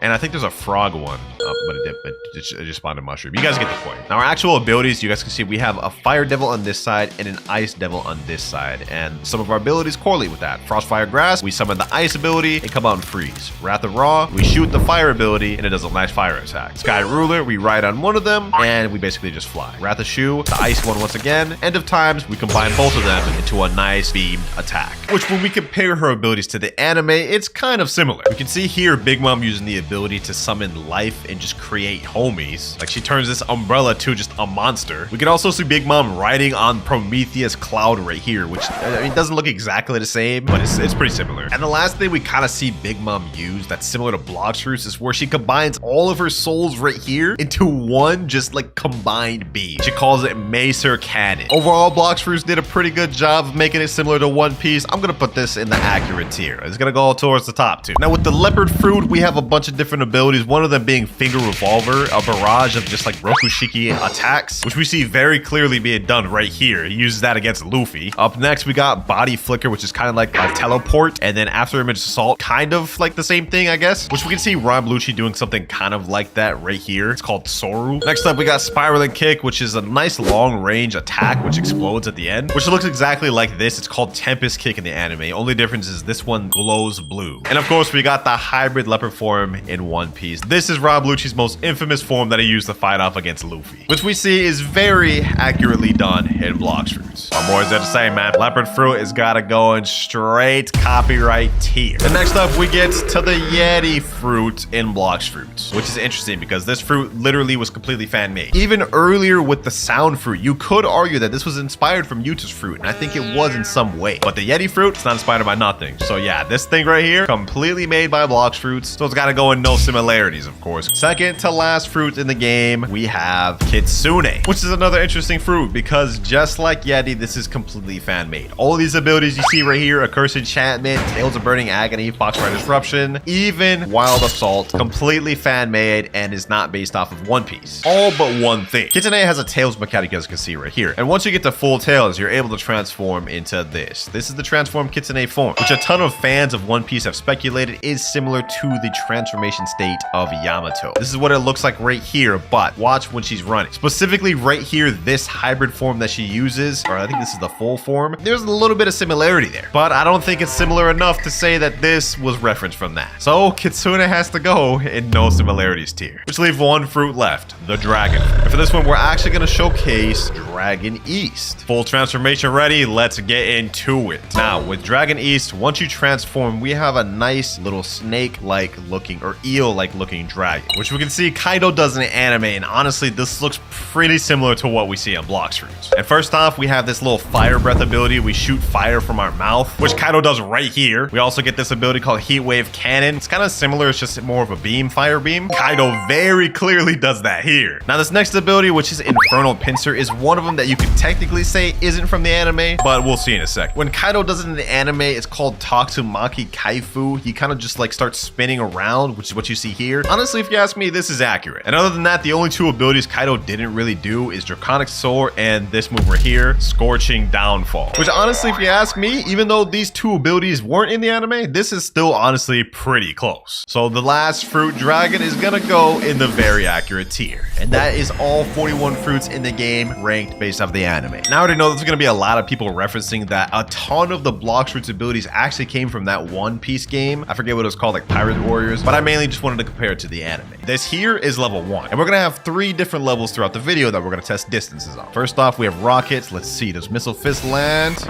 Nope, it doesn't even land halfway. What about Air Strike? Even less. Okay, last hope, we have Rocket Crash. Let's see if this one lands, and oh, that one actually landed. So Rocket gets to move up. I actually didn't even expect that. This Rocket Crash goes a lot further than I thought it would. Next up, I got the Spin Fruit. This one I have a feeling isn't gonna be much. Let's go ahead and test it out. Razor Wind. Yeah, that is not hitting. Tornado Assault. Does that reach? Nope, not even close. Last ability we could get is Air Slasher. Let me go ahead and hold that. Let's see if that hits. Air Slasher. Oh, that hits. Okay, so spin moves up. But what about the Blade Fruit? First ability, we have Razor Cyclone. Let's go to C. Oh, that didn't even reach half of the square. Next up, Blade Dance. And this wasn't even close. All right, what about Saw Shredder? This has got to hit, right?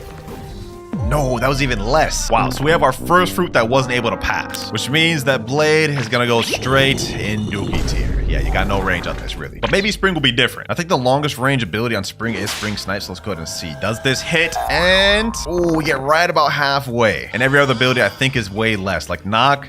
Yeah, no range with that. Spring Cannon, you ain't even moving. And last but not least, we have Spring Emperor. Oh, that one almost hit, but it pushed me back. Okay, hold on. Let's test it out one more time. Spring Emperor, come on. Yeah, that's just not hitting. So Spring is going straight in Dookie tier as well. Moving up to Bomb, though. This comment I have hope for. First move, we have Targeted Bomb. This is actually a long range one. It looks like it's right on her. Hold on, hold on. This may hit. This may hit. Oh, that fully hit. That fully hits. So bomb moves on. There's no point to test any of the other abilities because, well, I think targeted bomb is actually the longest range one to hit. Next up, we got one of my favorite commons, smoke fruit, and the longest range ability on this is smoke blast, I believe. So let's go ahead and aim that. Let's see if it hits, and it does. Perfect. Wow, a lot of these commons are moving on. I didn't expect that. Lots of common fruits. We got spike. Let's see. Will spike summon hit? And it does. Okay, so it actually moves on. Let's see. Does Spiky Ball hit? Or is Spike Summon the only move that will hit? Oh, Spiky Ball hits too. And what about Spike Barrage? Does that hit? No. Okay, so the longest range abilities are Spike Summon and Spiky Ball. We'll keep that in mind for later. But Spike does move on. And that right there marks the last of the common fruits. Over like 80% of them made it. So that's pretty surprising. But next up, we're moving on to uncommon, starting with Flame. First off, we got Blue Fire Bullets. Let's see. Does this hit? And that does, which is crazy because that's not even the longest range ability. For example, Prominence Burst also hits easily and goes past the finish line. Easy dub for Flame. But what about the Ice Fruit? Will this one actually work? First off, Cold Storm. Let's see if that hits. Okay, that's traveling really slow. It barely went in front of me. Okay, what about Glacial Surge? It hit about 60% of the way there, but not enough. Ice Bird's our last hope with Ice, and it actually does not hit. Okay, you know, before I disqualify Ice, we actually have to test out something. Right now, Ice Bird is unawakened. However, if I go over here and awaken it, will that one hit? The moment of truth. Does Ice hit this or does it get disqualified? And it hits it easily. Wow. Okay, so Ice moves on. Next up, we got Sand. Longest range ability is Desert Blade. And easily. Sand passes as well. Now we're moving on to the Dark Fruit. I'm actually about to do something interesting for this one. To give Dark the best advantage, we're actually going to unawaken its Z ability because the unawakened Z has way more range than the awakened Z. And here we go. Dark Rocks. Let's test it out. Does Dark move on or does it get eliminated? And ooh, that actually passed it with flying colors, and one of them went even further down. So Dark's got some range in it. But does the new Eagle Fruit got some range in it? This just got completely reworked, so I'm actually curious to find this one out. So let's go ahead and eat that. And here we go. First off, we have an M1 with it. Can this reach? Let me charge that fully. Oh, the M1 alone reaches. That's actually kind of crazy. Okay, let's see if any of the other abilities hit though. Wind Burst. Let me charge this fully. Okay, Wind Burst barely goes in front of you, so that's a mid-range move. What about Feather Storm? This is a barrage. Okay, that definitely does not hit. What about Bone Crusher? And no, but it gets about 60% of the way there. Just shy of being able to hit. Last but not least, we have Soaring Talon. If Soaring Talon can't last, I don't think Eagle's gonna make it past the second round. And Eagle does not have much range, but it just barely passes for now. Next up, we got Diamond. First off, let's test off the M1. Charging the full M1. Does this hit? And oh, we get like 70% of the way there, but it just doesn't make it. All right, what about Encrust? Yeah, that's just not straight up hitting. Okay, what about Shard Storm? Oh, is it hitting? No, it just barely does not hit. Shimmering Disruption? All right, last but not least, last ditch effort, Prismatic Reflection. Does this hit? No, this does not hit. Okay, so Diamond is going straight in the Dookie tier. Couldn't even make it past stage 1. Now, we already know the answer to this one, man. Like, we legit know this is hitting. The Light Fruit, I guarantee you the first ability alone, Divine Arrow, this is hitting. Yeah, that's easy. That's easy. And it went way further past. Easy pass for Light. The Rubber Fruit, I think we all know the result of this one. Let me go ahead and activate Gear 2. And I'm pretty sure the M1 might be able to hit from here. Let me see. Okay, yeah, the M1's not hitting. I'm just straight yapping. All right, let's go ahead and use the Slingshot. This is one of the longest range moves in the game, I'm pretty sure. So this, yeah, that 100% hits. That 100%. This just straight up passes. I'm actually curious about this. I've never tested the Ghost Fruit range, so I don't know if this will pass. All right, first off, we have Shivering Possession. Oh, that almost hits, but just barely doesn't. Okay, Spectral Release. Yeah, that's not hitting. That's not reaching. What about this? Yeah, that's not hitting either. What about our Ghostbusters? Now, if our Ghostbusters can track this person from here and attack her, that'll count. But it does not look like they even detect her at all. Yeah, Ghost has got no range. Straight in the Dookie tier, man. All right, we're testing out Magma next. This one should easily pass. Magma Showers. Yeah, that easily passes, and I aimed that completely wrong. So this passes with flying colors. But will the Quake Fruit pass? We just finished the rare category, and now we're moving up to the first legendary. I'm actually curious to see if this will even hit. First off, we have Air Crusher. Let's see if this hits. And it does right off the bat. Okay, so we don't even need to test out these other abilities. We'll save those for later. Buddha Fruit next. Interesting. Now with Buddha Fruit, there's a few abilities we could test, and the first one being Buddha Leap. I'm gonna awaken this later if this doesn't hit, but let's just see if it does. Buddha Leap. Oh yeah, that hits 100%. That hits 100%. Up next, we have the Love Fruit, the old infinite attacking range ability. First off, let's test out Heart Shot. Let's see if that hits from here. And that does. And needless to say, love passes with flying colors. But will creation, another one of the fruits that just got reworked this update. Barrier had literal absolute dookie range. Does it get better with creation? First off, let's see the M1. Does this hit? No, the M1 looks like it can go maximum this distance. Okay, what about batter up? Let me see. Let me charge that fully. I think depending on how long we charge it, it could go further range. Let's see. No, that's not even close. Okay, what about sleight of hand? Maybe this will go far range? Nope. Sword box? Hopefully this goes far range. Oh, that one hit. Easy work. Okay, you know what? Just to test this out too, let's go ahead and do Magic City. Oh yeah, that hit easy. We got a lot of range with Magic City. Okay, so creation does pass. We got more range than last update. Now the spider fruit. Let's see. Thermal laceration. That does not hit. Silk prison. That just barely doesn't hit. Okay, what about eternal white? Okay, that hits. That hits. So we move, and now we're moving on to sound fruit. I don't actually think sound has anything that could hit this. Okay, hold on. Let me see. Rhapsody notes. That almost hits. Okay, what about Fortissimo? No, not even close. Symphonic radiance. Okay.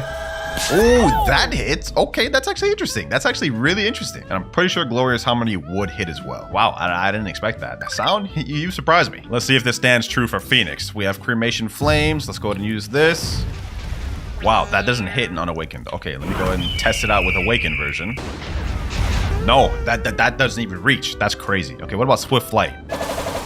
Oh, that almost hits. Flaming Exodus, maybe this will hit? No. Oh, I don't think Phoenix wins this at all, bro. This is crazy. So Phoenix, man, you're going straight Dookie tier. First legendary to not pass. But next up, we got Portal, and I have a feeling this one's not passing either. Okay, first of all, we have Portal Dash. Let me try to aim that up. Yeah, that made it about halfway. Quantum Leap. Let me see. Does this teleport all the way over here? No. This is the maximum distance of Quantum Leap. And Dimensional Rift and Parallel Escape would not make it. Portal, unfortunately, does not make it. It stays in Dookie tier. This has me wondering if Rumble will even make it. I think we'll actually make it with Rumble on the first ability. Let's see. And we do. Rumble passes easy. And I'm pretty sure it would also pass for Sky Judgment. Yep, but I believe this is the max range of Sky Judgment. So Rumble may struggle in the next level. Pain Fruit next. Let's be real. We all know the result of this. It has been a long known fact in Blox fruits that the Pain moves can damn near go on forever. Like 2,000 blocks or something like that. So yeah, this is going to be no issue. Pain hits that easily. Next up, we got Blizzard. Snowflake Shuriken. Let me see if that hits. Wow, that just disappears right before. Okay, what about Whiteout? Okay. That hits, actually. Wow. Blizzard's got a little bit more range than I thought. So Blizzard passes. That said, Blizzard was the last legendary of the video. Now we're moving on to Mythicals. Starting off with the newly reworked Gravity Fruit. And this one I'm actually a bit curious about. First off, we have Singularity, which is not a long range ability at all. Okay, what about Orbital Chain? This is a turret ability. Will this hit? This does. At this distance is crazy. And I have a feeling gravity is going to make it really far in this video. But enough of that. Let's reset and let's switch on to the second mythical of the video, Mammoth. I don't think we're going to be having any trouble passing with this one. Let me just go ahead and use this. Stampede. I believe this is the longest range ability. Wow. Not only did I miss that, it went past without me even trying to go past. Yeah, Mammoth has no trouble with this. What about T-Rex though? T-Rex, I believe, is the same thing. If we use our gigantic leap and aim it correctly, it'll actually go past. Yeah, T-Rex passes that pretty easily, pretty convincingly too. The Doe Fruit. Ooh, I'm curious about this one. Can Doe even pass this? All right, first off, we have Missile Jab. Does this hit? It does. That actually went pretty far. Doe man make it far. You know what? There's no reason for me to test any further. Doe got it. Shadow next. All right, first off, let's test Somber Rebellion. Oh, that almost hit. No, I have a feeling Shadow's gonna fail. Okay, hold on. What about Shade's Nest? Let me hold this. Maybe if you hold it, it goes longer. Okay, that hit. Perfect. So Shadow at least makes it past the level 1. So far, we haven't had any Mythicals fail yet. I'm glad about that. Let's see if this stands true with Venom. First off, Poison Daggers. Almost hits, but just barely doesn't. Noxious Shot. Let's hold this fully. And it still doesn't hit. It just barely doesn't hit. I think for this one, we're going to have to get the Fury Meter full and test this out this way. All right, we got our Fury Meter full. And now it's time to test in transformation. First off, Poison Daggers. Does that hit? Still no. Okay, what about Noxious Shot? This has to hit, right? Yep, that does. Okay, I was about to be worried. If Venom got eliminated round 1, that would have been insane. Next up, Control. All right, for this one, we have to activate our control area, which does activate over there. In fact, it goes even further back. So we went 100%. Will be able to pass with control. Not only can the levitate hit, the gamma rush also would be able to hit. Very impressive. The gas fruit is next, and this one I'm actually a little bit curious about if it'll even pass. We're gonna have to test this out in base and transformation, but let's just see if it passes in base. If it does, there's no need to transform. Smog Demons does not hit. Wow. Only thing left to do is transform and test it out this way. Suffocating Fumes hits easily. Gas passes. But will Spirit pass, or will it be the first mythical to not pass? Only one way to find out. First off, let's go ahead and use Wrath of Ra. This is our longest range ability, and it actually passes right away. And as for Leopard, easily passes. And as for Yeti, obviously with the Frostbite Boulder, easily passes as well. 2 mythicals left for level 1. First off, Kissane, and this one, without question, passes. Last but not least, for level 1, we have Dragon. And since we're not going to be using the transformation, it doesn't matter which one we go, so I'm going to go west. This one, I think we have a very clear idea if this is going to pass or not. It easily passes. I'm not even going to charge this fully. Hits easily and goes even further past. So now we've completely wrapped up with level 1, and these are all the fruits that couldn't pass. But this is now level 2. Now we're going to be using the moves from this distance, and we have to see if it hits all the way over here. Once again, we're starting with Rocket. Now Rocket may have won level 1, but let's see if Rocket wins level 2, and oh, Rocket still hits from there? No way. So this is our first fruit to pass level 2, and it did it quite convincingly. Now let's see if Spin does. Our best move is Air Slasher, and oh, Spin does not pass level 2. So that means Spin has to go in good range category. Next up, we got Bomb, and Bomb. Oh, it's right on top of her. Let's see if this actually hits though. Oh no, Bomb didn't hit. So this means Bomb cannot move on, and instead goes in the good range category. But what about Smoke? Last time, Smoke Blast went pretty far. Let's see if it does this time. And let's see, does it hit? Oh, it still does. So Smoke moves on. And now we're on to Spike. Now Spike may have passed level 1, but I have a feeling this is not about to make it to level 2. And yeah, it can't. Spike Summon can only go so far before it just can't go any further. Spike is destined to go in good range tier. Let's see if Flame suffers the same fate though. So first off, we have Blue Fire Bullets. Let's see if this reaches. Oh, it reached off that alone. Flame passes. What about Ice though? Let's see if Ice will hit, and oh, Ice actually went past, so I'm gonna consider that a pass. I just kind of aimed it wrong. Looks like Frozen Dragon's got some more potential we have yet to see. Now we got Sand, Desert Blade. Does that hit? Yep, passes that convincingly. But what about Dark? I feel like Dark just barely made it last time. Let's see if the Dark Rocks hit from over here. And oh, it actually made it further. I don't know how I missed that. Hold on, let's try that again. Let's try that again. I know it made it further, but we need to see if it actually hits the target on this one. Come on. And it does. Perfect. Dark passes. Now, Eagle's M1s made it that far last time. Let's see if this is the same case this time. I have a feeling we may have met Eagle's match. Let's see, though. Fully charged M1. And oh, the M1 goes just over here, bro. No. Eagle gets dropped off in the good range tier. But what about Light? I have a feeling Divine Arrow is going to be enough with this one. Let's see. Yep, easy. Now let's do Rubber. I'm assuming this is going to be another easy pass. Yep, light work. Rubber moves on. Now let's see, does Magma make it? Let me shoot the Fire Showers. Oh, that made that easily. But as for Quake, I think Quake might have met its match in level 2. Only one way to find out though. Okay, Air Crusher. Does that hit? No, it does. Wait, it did. The move disappeared and it still hit. Well, I guess that's a pass. And now it's Buddha time. It passed the first one. Let's see if it passes the second one, and easily. But what about Love Fruit? Heart Shot does not hit. Okay, so we have one more ability that could hit. We're all relying on Cupid Zone, and Cupid Zone hits. Love moves on. For now, we're moving on to Creation. All right, first off, let me try to see. Will Sword Box reach over there? Let me see. Sword Box. Ooh, Sword Box does not hit. Okay. So we're all riding on Magic City. Let me try to hold that as much as I can. Magic City. And Magic City still hits. Damn, that covered the entire thing of this. Creation passive with Flying Colors. And now on for Spider. Let's be real, we all know the results of this one. Easy. Yeah, Spider's got a lot of ways to go before it starts getting challenged. And the next several fruits to pass were Sound, Rumble, and Pain. Now we're on Blizzard, the last legendary fruit. Let's see. Will it pass second level? And okay, Snowflake Shuriken didn't hit. Whiteout, will this one hit? Come on. No, that's our best bet. Last but not least, we have Blizzard Domain. Does this hit? And the answer is no. Blizzard gets left off in good range, which means we've only got Mythicals left. Starting with Gravity. In this one, let's go ahead and use Shooting Star. Light work. And the next few Mythicals to pass was Mammoth, T-Rex, Doe, and Shadow. And now we're on to Venom. Let's see if this one can pass. All right, let's hold up Nox's shot as much as we can. And wow, wait, that's the longest range ability we got. Venom loses on level 2. Hold on, let's try to aim this up. Maybe if we aim this more up. No, that's as far as it goes. Venom can't go any further. So this is the first mythical to not pass. This is insane work. I didn't think Venom would fall this low. But alas, Venom is dropped off in good range tier. Next up, we got Control. And for this one, I think there's no doubt this should be able to hit. Yep. Let me use Levitate. And that ability hits. Next up, we got Gas. Let's see if this one passes. Suffocating Fumes. And oh, it reaches. Gas moves on. As for Spirits, let's see. Oh, that didn't reach. I think that's the longest range ability, but let's wait for End of Times just in case. Wait, hold on. Can't we summon the homies? Oh, the homie can reach over there. So you know what? Technically, Spirit can pass. That is an attack you can put down. I'm going to count it either way. It's furry time, boys. Leopard on level 2. All right, let me go up in the air for this one. Spiral kick. It's the longest range ability we got. It didn't hit. Okay, hold on. Maybe I need to hold it. But in the meantime, I'll wait for that cooldown. Let me see if that hits. Nope. Okay, hold on. Let me try this spiraling kick. And it doesn't go. So Leopard does not pass. That's crazy. Leopard gets dropped off in good range. Now for Yeti, I think this one should have no problem passing. Let's go ahead and use Frostbite Boulder. Oh, okay, I aimed that wrong. Oh, wait, that still actually hit. The shards of the boulder hitting off still counts. Kitsune time. Let's see if this hits. Foxfire Disruption. And yeah, that's easy. Now for the last one, level 2, we have Dragon.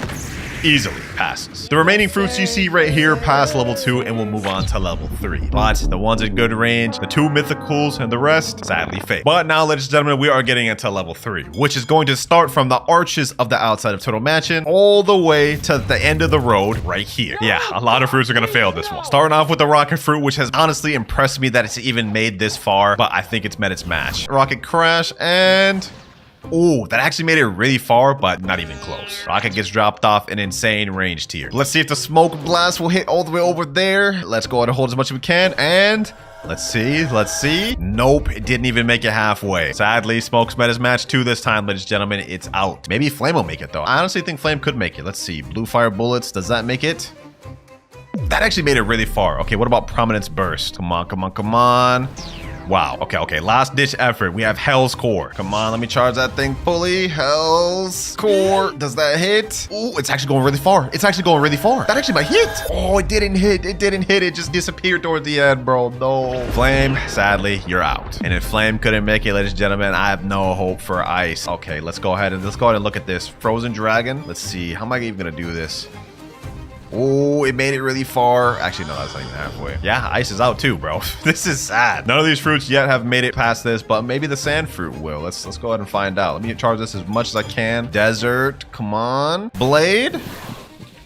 That didn't even make it halfway. Tough challenge we got here, ladies and gentlemen. Let's see if the deep sand will. Come on, let's charge that up fully. Deep sand.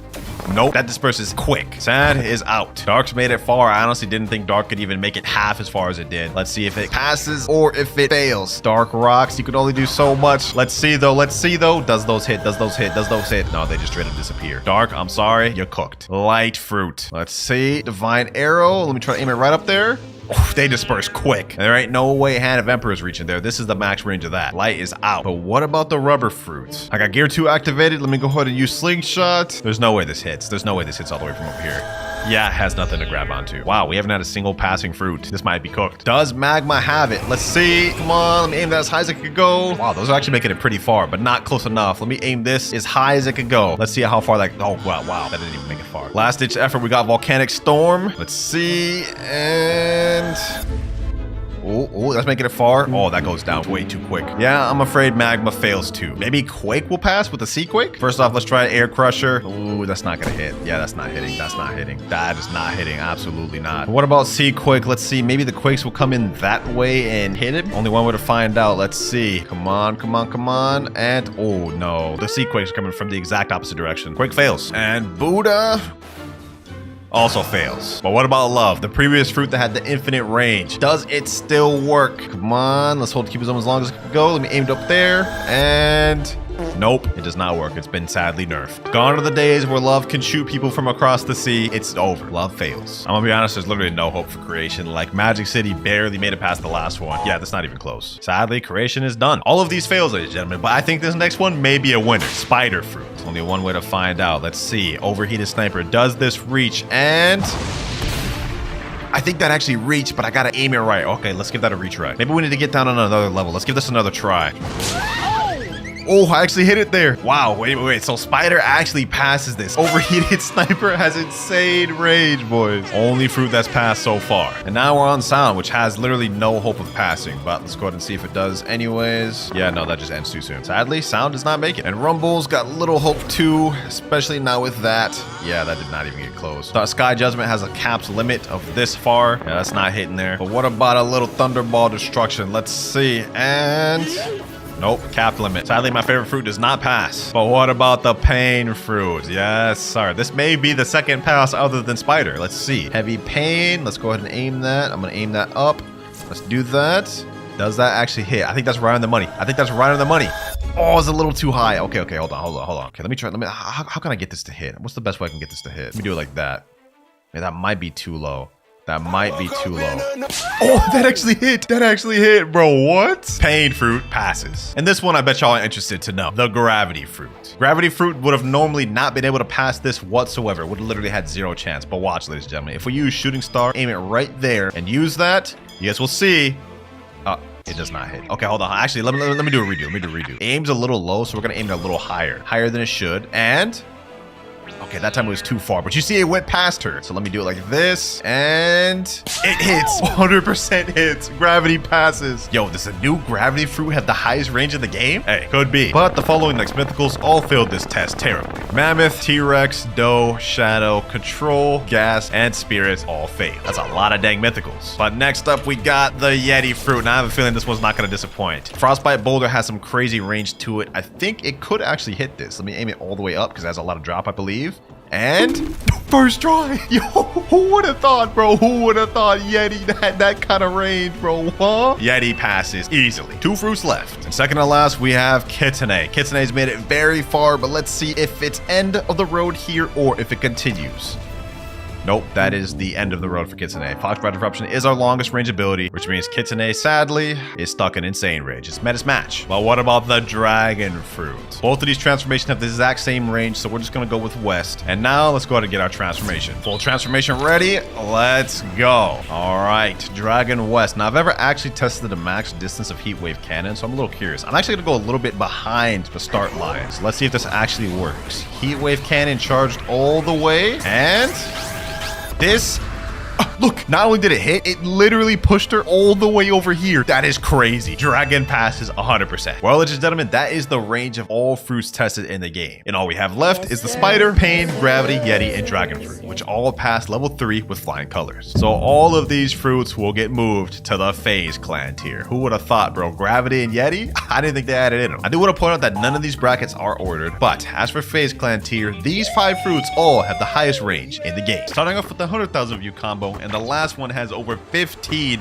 million views. And all right, first up, we have God Human Ice CDK combo. This one's got 100,000 views. Let's just go ahead and dive into it. Let's see what this got. Although I'm not really going to be expecting much since it's an ice combo. God Human CDK Ice. He's going to start off with Ice V. Yep, pretty typical, pretty typical. Ice C, God Human moves. Yep, and then CDK moves in there. Yeah, pretty typical standard ice combo. I can see why this thing only has 100k views because literally everyone knows this combo. All right, we're at the training dummy. Let's see if we can land this first try ourselves. I'd be actually surprised if we miss this. All right, Ice V, boom, spam Ice C, boom, boom, boom. Then we get this, and that worked really well, boys. As you can see right there, I didn't even get a chance to use Ice V, Curse to Kana Z, or X. So that was good that we were able to land it first try in the dummy. Let's see how it works in the public server, though. All right, here we are in a public server. 3 kills each is what I told myself I needed to get before I could move on to the next combo. So 3 kills were up due with Ice. Let's see how we can do this. All right, we got a guy right here. Is he max level? No, he's not. He's saying right now, free bounty. Dog, you're level 1600. Who are you gonna give free bounty to?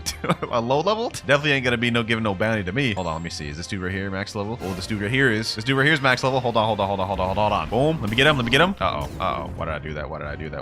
Okay, well, I already messed up the combo. I need to kill him with the combo. Let me see. Can I get him still here? Go ahead. Use your CDK. Go ahead, use your CDK. Boom. Get him there. Boom.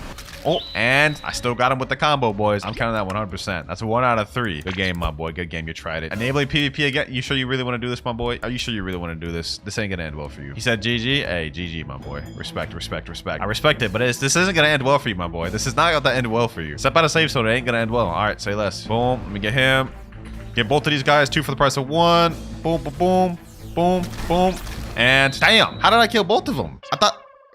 Okay, I'll take that. Well, there's not much to say about this ice combo other than it definitely works. Although I'm not gonna lie, an ice combo is a bit bland and unoriginal. Everyone knows about this, but nevertheless, it is a very good one. So we're going with 8, starting off strong. Next short, we have a 500,000 view one, and it's titled Best Shark Killer Kitsune Fruit plus Dragon Talon plus Spiky Trident Cow. I lost my breath there. Golly, such a long title. Let's go ahead and watch though. Looks like he's looking up permanent Kitsune, so this is gonna be a Kitsune combo. Obviously, he said it in the title. Ain't like we haven't haven't seen enough of those. Let's look at the stats though. He's running melee, defense, block shoots, typical. All right, let's see how he starts this off. Kitsune C, Spiky X, Serpent X, Kitsune Z, Dragon Talon X, Dragon Talon Z, Kitsune Z, and 5M1s, Kitsune X, and Talon C. Damn, that was a really long combo. I'm not gonna lie. That looks tough, but I think we got it. I think we got it. First things first, let me go ahead and go to Haunted Castle and get Dragon Talon. Then we gotta equip Kitsune. There we go. Last but not least, we need Spiky Trident. Let's see how it works in a public server though. Now, since this combo starts off by using Foxfire Disruption, I don't imagine it to be too difficult to land in public servers. That's the hope, at least. It looks like we found someone to try it out on right now. Hold on, boys. Hold on. Wait a minute.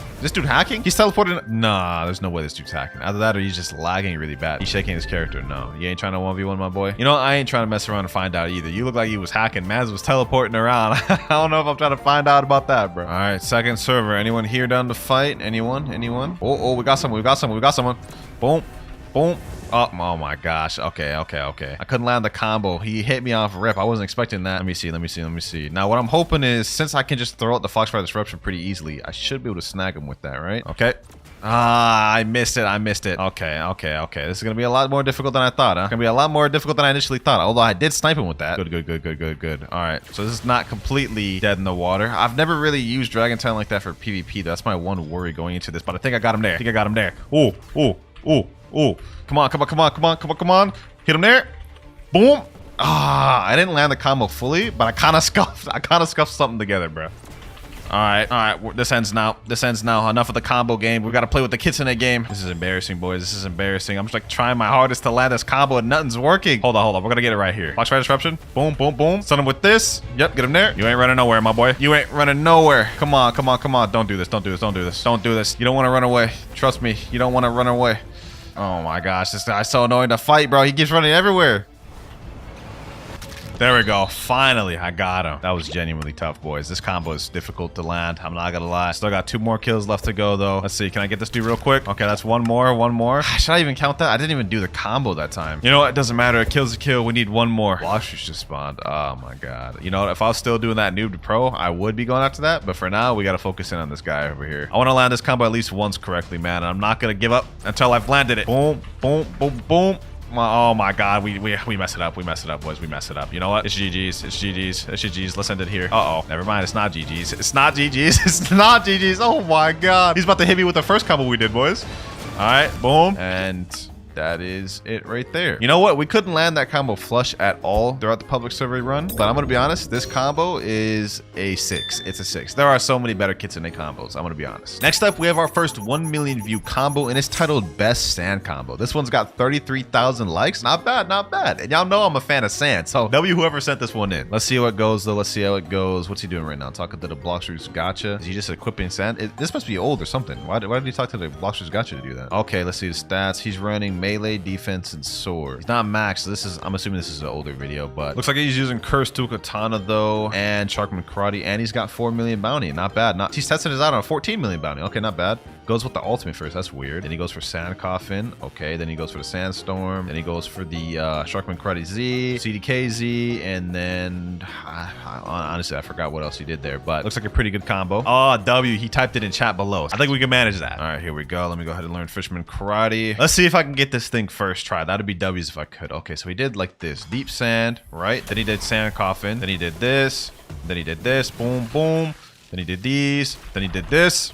Okay, and wow, that actually was really effective. I got that first try. Yo, I like this combo, bro. That's not bad. If this combo is half as good in real combat as it was against that dummy, this may be in my new rotation. But let's see. We got somebody right here. Oh, unfortunate. Boom. Okay, let me get him here. Yep, get him there. Boom. Woo, okay, we actually landed a combo on that guy first try. Too bad we didn't kill him with it because he has Shark V4. But let me hit him with this. Boom. Come on. Secure this kill. Come on. Boom. Got him. Oh my gosh, we actually got him, boys. Okay, that's the first kill out the way. So far, this is looking nice. It's looking very nice with this combo. Let me see if I can snag it another one. Oh, never mind. We couldn't snag that guy. Uh-oh. What did I just get caught in between? All right, let me see if I can get this guy here. Boom. Come on. Ooh, we got him there. Boom. Get him there. Boom. Where'd he go? I did not land the combo that time whatsoever, but you know what? It's all good. Let me see if I can snag the kill. Where's he at? Oh, there he is. Boom. Boom. Come on. Come on. Come on. Come on. Stop me this kill. Stop me this kill. Come on over here, bucko. Boom. There we go. Got the kill. I'll take it. I'll take it. We didn't land the combo that time at all. I'm going to be honest. In fact, that was very sloppy, but I'm counting it. We just need one more kill with this. Pirates spotted our coaching castle, though. That is good for us. That is good for us. That means there'll be people here, hopefully. Oh, yep. Already one dude here. Already one dude here. All good. All good. All good. Boom. Oh. You want to try jumping me? Want to try jumping me back? Boom. Boom. Oh, we got him. We got him, boys. We got him. We got him, boys. Perfect combo. Perfect combo. Oh, my gosh. Yo. This dude's done. This dude's done. This dude's done. Get him there. Wow.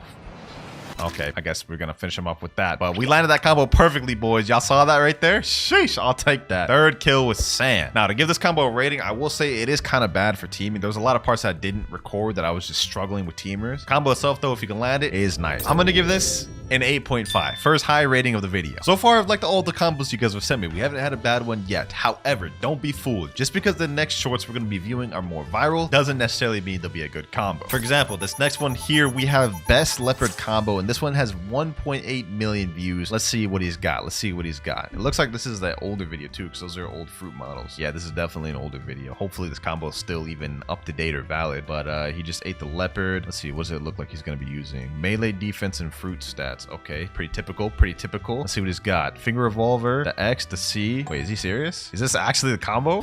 He literally just comboed all 3 leopard moves into it. That's crazy. But it's up to us to test it and see if it's actually a good combo. I think I got this though, boys. I think I got this. Hopefully we can land this combo first try. Ooh, we're fighting out here for Sea Castle raid. All right. And we got 2 people fighting out here. Okay. Let's see how this works.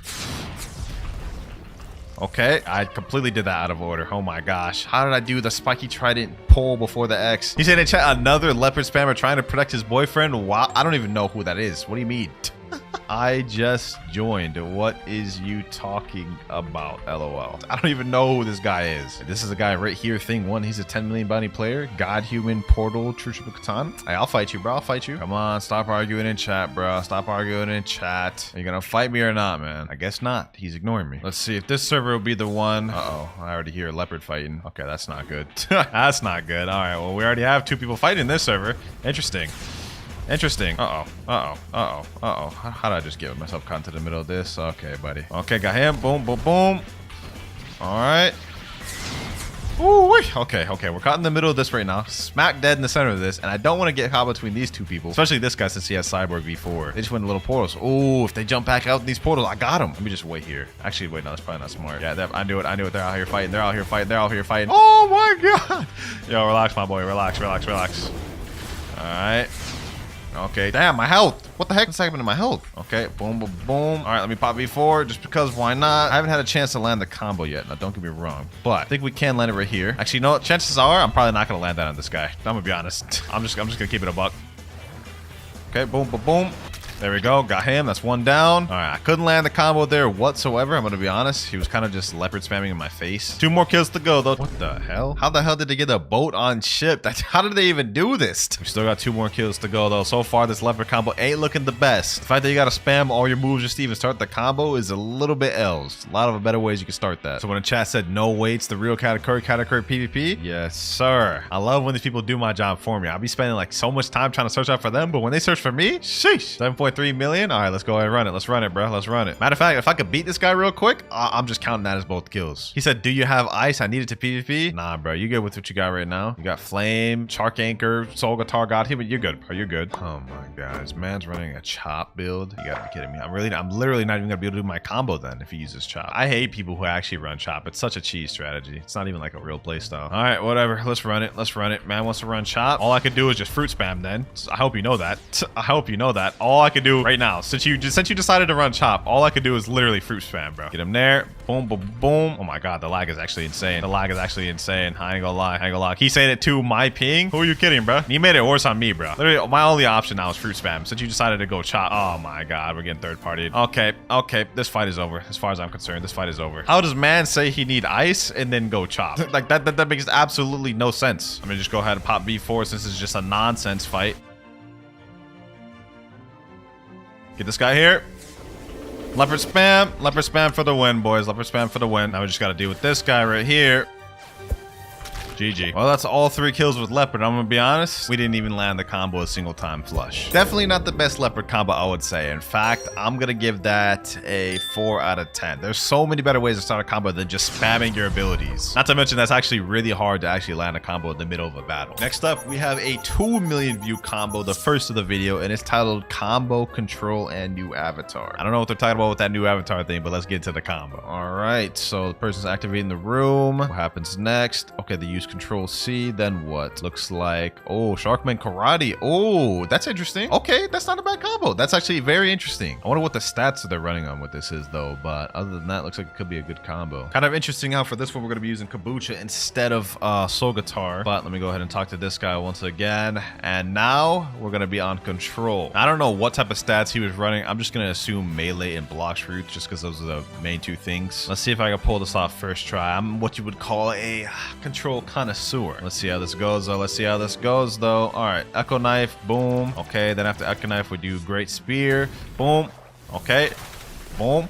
Oh, does this actually work? There's no shot that actually works. You could just combo that straight into each other like that? Oh my gosh. Oh my gosh. That is crazy. That is crazy. That wasn't a one-shot though. Oh, I was supposed to throw the Pressure Vortex before the Gamma Rush. That's not a bad combo either too. And it's super easy to pull off. I gotta say, I'm a fan. I'm a fan. Also, we got 2 random people I've never met in the private server, so you know what that means. We got some people to test out the combo on. Where are you 2 at? Come to mansion so we can do a quick 1v1. All right, we got the first dude, Romber69. He's using God Human Mammoth Spiky Trident. This dude's using God Human Buddha Cursed Katana. All good, all good. I don't care who's coming up, just someone come up next. This guy right here with the Buddha. All right, go ahead, go. Let's run it, let's run it, let's run it. This ain't gonna be a one-shot, I'm gonna be honest. Just not against this guy. All good though, all good. Wait, am I getting 2v1? I said 1v1, bro. 1v1, dog. What is you? This ain't no free-for-all, bro. Relax. I guess the Mammoth is starting, bro. The Mammoth is starting. Say less. Let's get it. Let's get it. We go over there. Boom. Let's get him. Alrighty. Alrighty. Boom. Gracie Spear.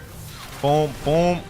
Boom. All right. Get him with this. Ah, I forgot again. Pressure Vortex. That's all I had to do, and I would have been a one-shot, I believe. Yeah, that would have been a one-shot with Pressure Vortex. Okay. All good. All good. All good. All good. Boom. Boom. We undo this. Boom. Gracie Spear. Boom. Boom. Get him with this. Levitate. Sheesh. GG. Killed him with a rock. All right. All right. This combo's nice. This combo's nice. It's not bad. It's not bad. All right. Echo Knife. Got him. Can't escape me with that big hitbox. Boom. Hit him with this.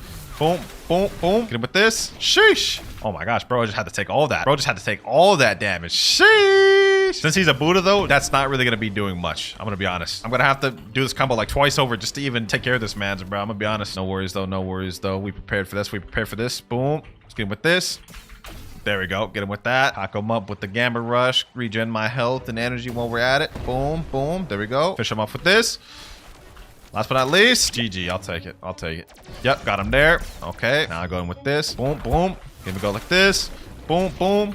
Oh my gosh, I messed up the combo. Ah, I just started pressing random buttons. He's already on the half though. No worries, no worries. Okay, okay, okay. Echo Knife. What? What? Oh my gosh. Yo, yo, yo. That is actually insane. That is insane right there. That is insane. Oh my god. What? He's just pressing random buttons, bro. He's just working. Where you going, bro? Where you going? Come here. Come here. Boom. You're gonna have to hold this. You're gonna have to hold this, my boy. You're gonna have to hold that just because you tried to run like that. You're gonna have to hold this Gamma Rush, bro. Hold that. You know, that actually wasn't a half bad combo. I think this is our best one thus far. I'm giving this one a 9, a straight 9. Let me know what y'all thought about the control one, but we have 5 ones left, each more viral than the last. Next short, dough users are easy. This one's our 3.5 million view short, the first one of the video. And you know what? Just by the title, I can guess this is either gonna be a ice video or maybe a portal one. Let's go ahead and watch. Looks like right now he's getting packed up by a dough. Typical, you know what I'm saying? Is a dough using superhuman? What the heck? Never seen a dough use superhuman. That's kind of weird, but yep, he's catching the basic dough combo. Oh yeah, he is using ice. Yep, I figured. Okay, he uses ice V, ice C, ice Z, ice X, got human moves, and that is it. Wow. This video here got 3.5 million views and 134,000 likes. This is like the most basic of basic ice combos. At least the other one earlier in the video was like special or like more special, I guess. This one is just, actually, I think this is the same one as the first one. All right, well, we already know the combo for this. Let's make this one quick. Okay, first guy here. Where you think you're going, huh? Where you think you're going, huh? Come on, sit, touch the ground, touch the ground, touch the ground, touch the ground. Nope, you ain't going nowhere. Let's go surge. There we go. First one down. Next person here. Let me see. Got him there. Boom, boom.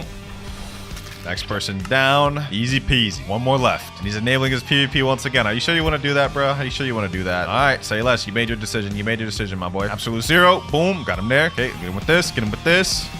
Got him there. Easy kill. I gave the first ice combo an 8 out of 10, but considering we already had one of them in the video, I'm gonna give that one a 7. 4 million views. The next one is titled Best Spider Combo. It's by Lalueo. I'm pretty sure this is like one of the most popular combo video guys that does shorts. All right, so he's eating the spider fruit right now. I think that's the older model. Hopefully the combo is still valid though. Should be. He's using Spiky Trident. All right, a lot of these fruits use Spiky Trident. I'm assuming he's getting God Human right now, which is good because we just switched back to God Human. All right, let's see what you cooked up. Melee defense blocks fruit. Typical. All right. X uses Spiky Trident pull. Uses Z. Got human moves. Oh, okay. That's an interesting spider combo right there. Looks like it's a one-shot 2 completely. And you can extend it with the C if they survive. Me personally, that's not how I do my spider combos whenever I'm using that fruit. But it's time to test out and see if this is a valid combo. And actually, you know what? We got a brand new person here named Myth. Yo, Myth 1v1. He said, really? Yeah, bro. I'm asking you 1v1, man. He's using Kitsune right now. Even if he isn't good at PvP, the fact that he's using Kitsune, if I could beat him while he's using Kitsune, I would say this is a good combo. All right, let's run the friendly 1v1. 3, 2, 1, and go. Let's see how this runs, boys. Let's see how this flies. All right, let me do it like this.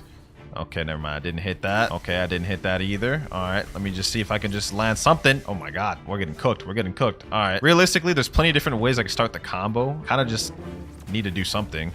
Oh my God, he interrupted me with that. The damn Foxfire Disruption, bro. That move's so easy. Oh my God, I'm actually getting cooked. I'm literally just getting cooked just by him spamming. Oh my, yo. Okay, this needs to stop now. This needs to stop now. Okay, hold on. Let me do this. Just gonna have to improvise a little bit. Boom, boom, boom.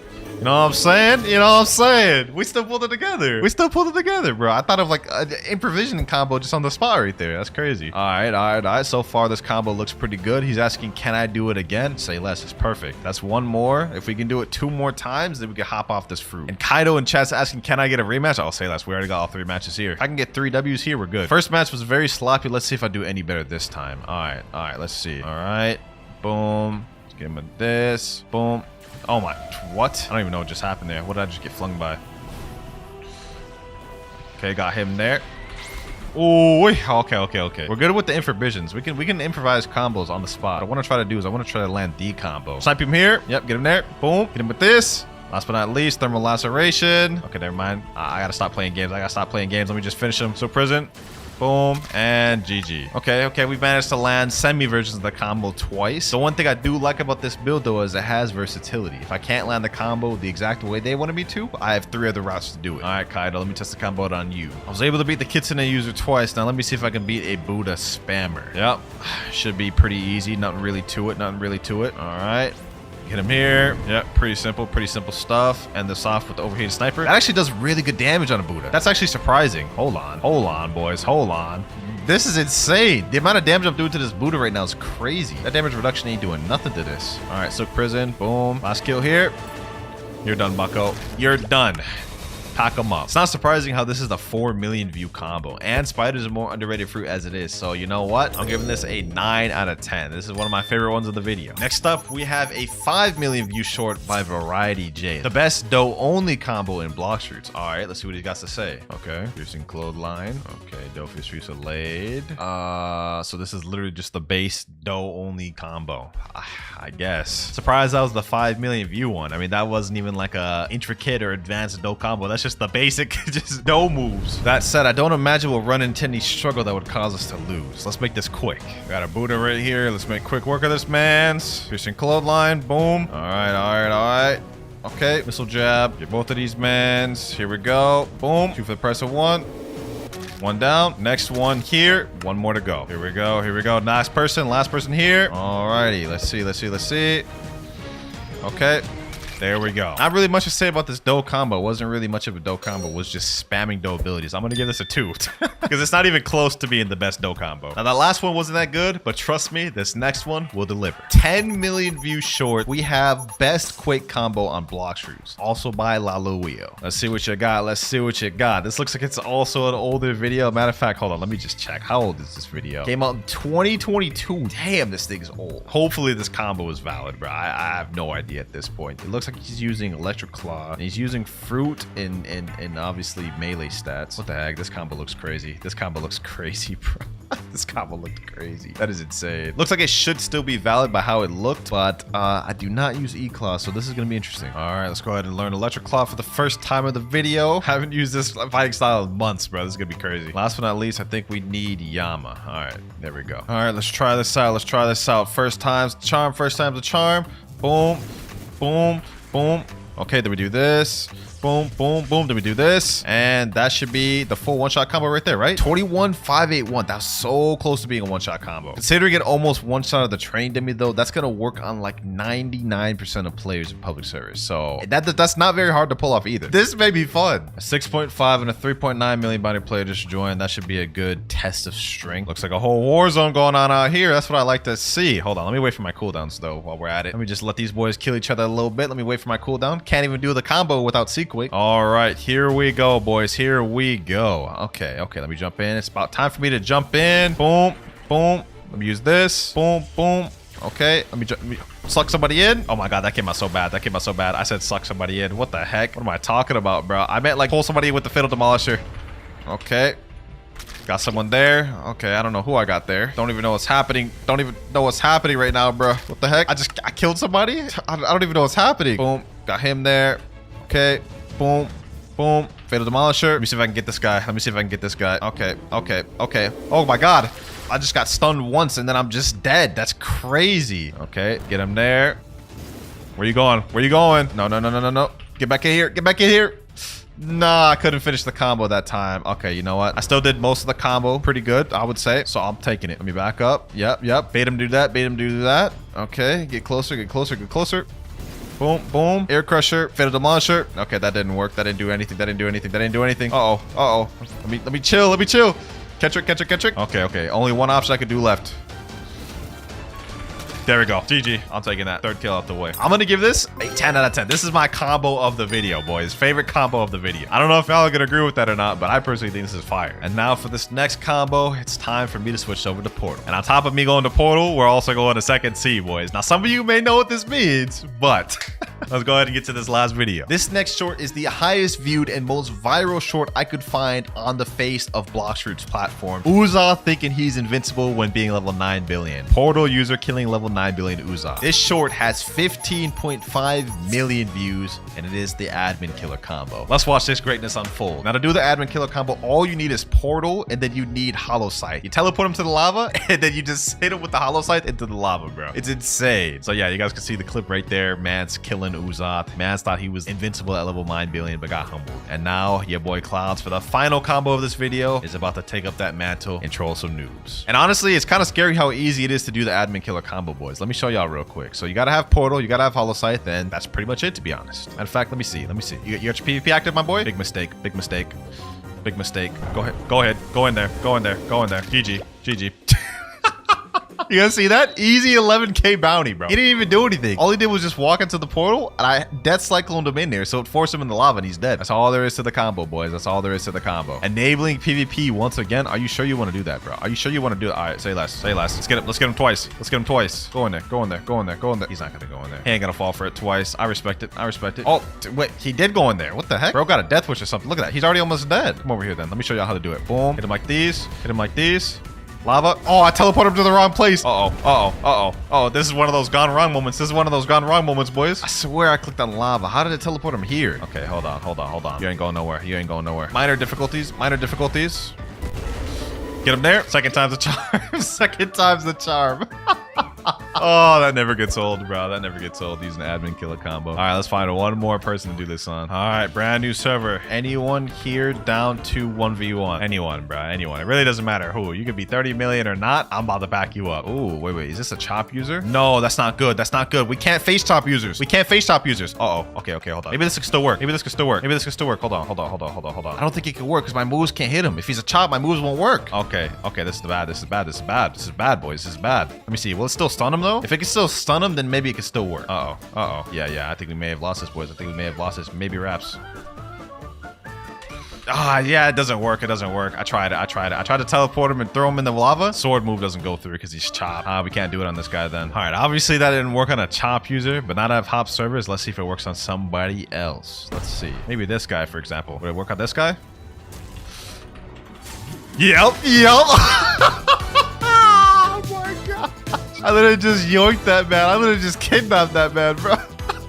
I know you were coping right now, bro. He was at 4 million. I was at 3.9. Wait, he's just saying hi. Hey there, man. Hey there. I'm sorry what I just did to you, bro. I'm sorry I just did that to you. Oh my god, that cracks me up every time doing that to people. But I'm not gonna lie. I'm gonna have to give this a low rating. I'm gonna give this a 5. Why? 2 reasons. One, it's not really a combo. You're kind of just using one move, teleporting them to lava, and then the lava does damage. And 2, this combo is 100% reliant on the fact that you're in second C. If you're not in second C, you literally can't do the combo. For our first combo, this one is posted by Ferd999. It's titled the best dragon combo on Blox Fruits. All right, let's see it. She's running God Human, Spiky Trident. Okay, we start off God Human C, Spiky Trident, God Human X, straight into the Infernal Pincer, slam down, straight to Scorching Downfall, and finish it off with Heatwave Cannon. That looks pretty deadly. Now, let me go ahead and test this out before we go on public service. All right, God Human C. Okay, pull in, boom, go like this. Straight into the sea. Ooh, that works pretty dang good. Okay, that's a nice combo. Starting off strong with this one. Okay, Fur, I see you. All right, now it's time to find out how good this is against a real player. Just doing a server, and all we got is 2.5 million bounties in this server, man. So I guess this is what we got to deal with. All right, we got a guy right here coming up. All right, let's go ahead and see what this is all about. First combo right here. Let's see.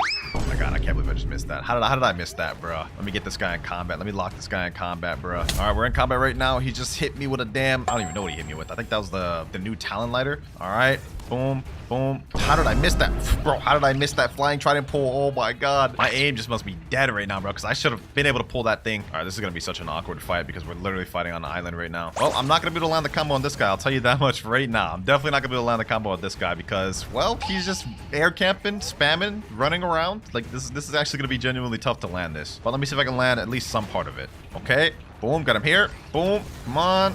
And we actually managed to kill him with part of the combo. I'll take that. 11,428 honor, but we need to find someone to actually fight with. He said in chat, I'm reporting. But reporting for what, bro? Reporting because I packed you up? All right, bro. You can't be coping that hard, bro. It ain't that deep. I'm just doing another server, and this is what I'm dealing with here, boys. This is what Blox Fruits has become. Little by little, each update is becoming more and more unplayable. Pirates are raiding the castle on the sea. Perfect. I'll be able to get someone there. The moment they take their attention off me and start farming the pirates, I'm gonna pack them up. Oh, hell nah. Ain't no way I'm about to fight a full transformed dragon, dog. No, sir. No, sir. I'm good. All right, his form ran out. Bet. Now's my time. All right, let's get it here. Boom. Oh my god. Wait, he's a dragon too. Nope. You gotta know. How is he like moving as I'm hitting him with this, bro? I don't even know what's happening, bro. Why am I getting into such awkward fights, bro, where people just don't want to fight? Hold on. Let me at least get that bounty. Well, that's 2 fights right there where I couldn't land the combo because they're just running around in buildings or just in the air. But you know what they say, boys? Third time's the charm. We're gonna land it this time. Ooh, someone's already about to fight me here. Okay. Let's do it. Matter of fact, let me start the combo off a little different. Okay, boom. Okay. Boom. Ooh, he's almost dead. Oh, you want to go V4? You want to go V4, huh? You want to go V4? Okay. Go over here. Oh, is he running? Oh, no, he teleported that way. Okay, he actually tricked me up there. Boom, get him here. Boom, GG. 18,200 honor. Wait, that was a 11.9 mil. Okay. That combo actually works pretty good. Hold on, let me hit this guy with it.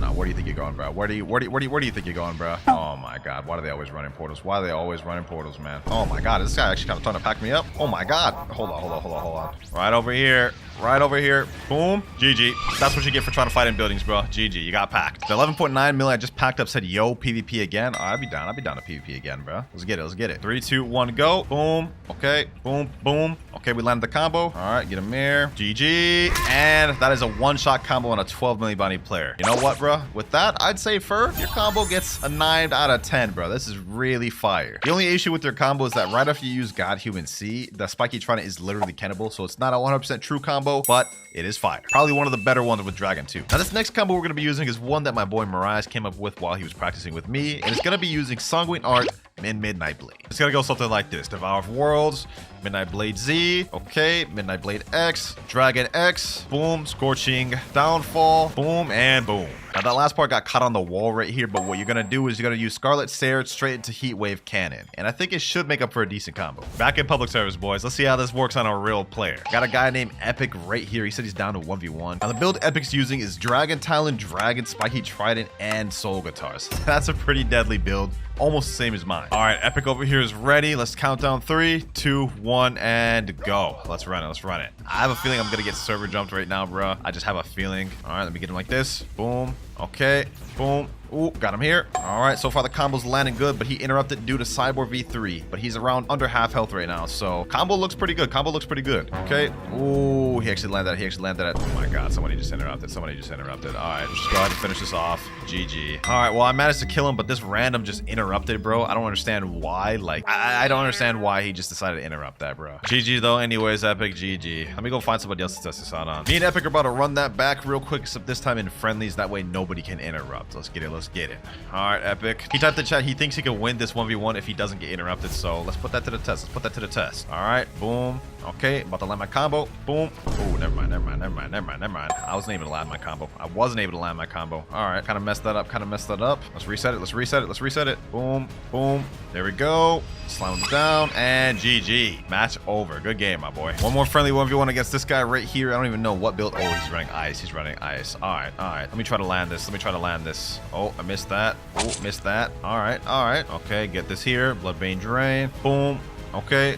Get him here. He was able to Ken trick the part that I needed to land, which was the Infernal Pincer. So I would say so far I'm seeing this combo isn't as consistent as the God Human one. The God Human one I was able to land it majority time. This one looks like it's more Kennable, but I guess we're about to find out. Okay. All right, got him here. Boom. GG. Okay, so still pretty decent, just not as consistent because it looks like there's gaps to Ken trick out of the Midnight Blade. So for this combo, I'm gonna give this one probably like a 7.5 out of 10. Moving up to one-shot combo number 3. This is by a YouTuber named L. Allison, and the combo goes Dragon C, Spiky X, Dragon Talon X, Dragon Talon Z, Dragon Z. Let's see how this actually looks. Okay, Dragon C.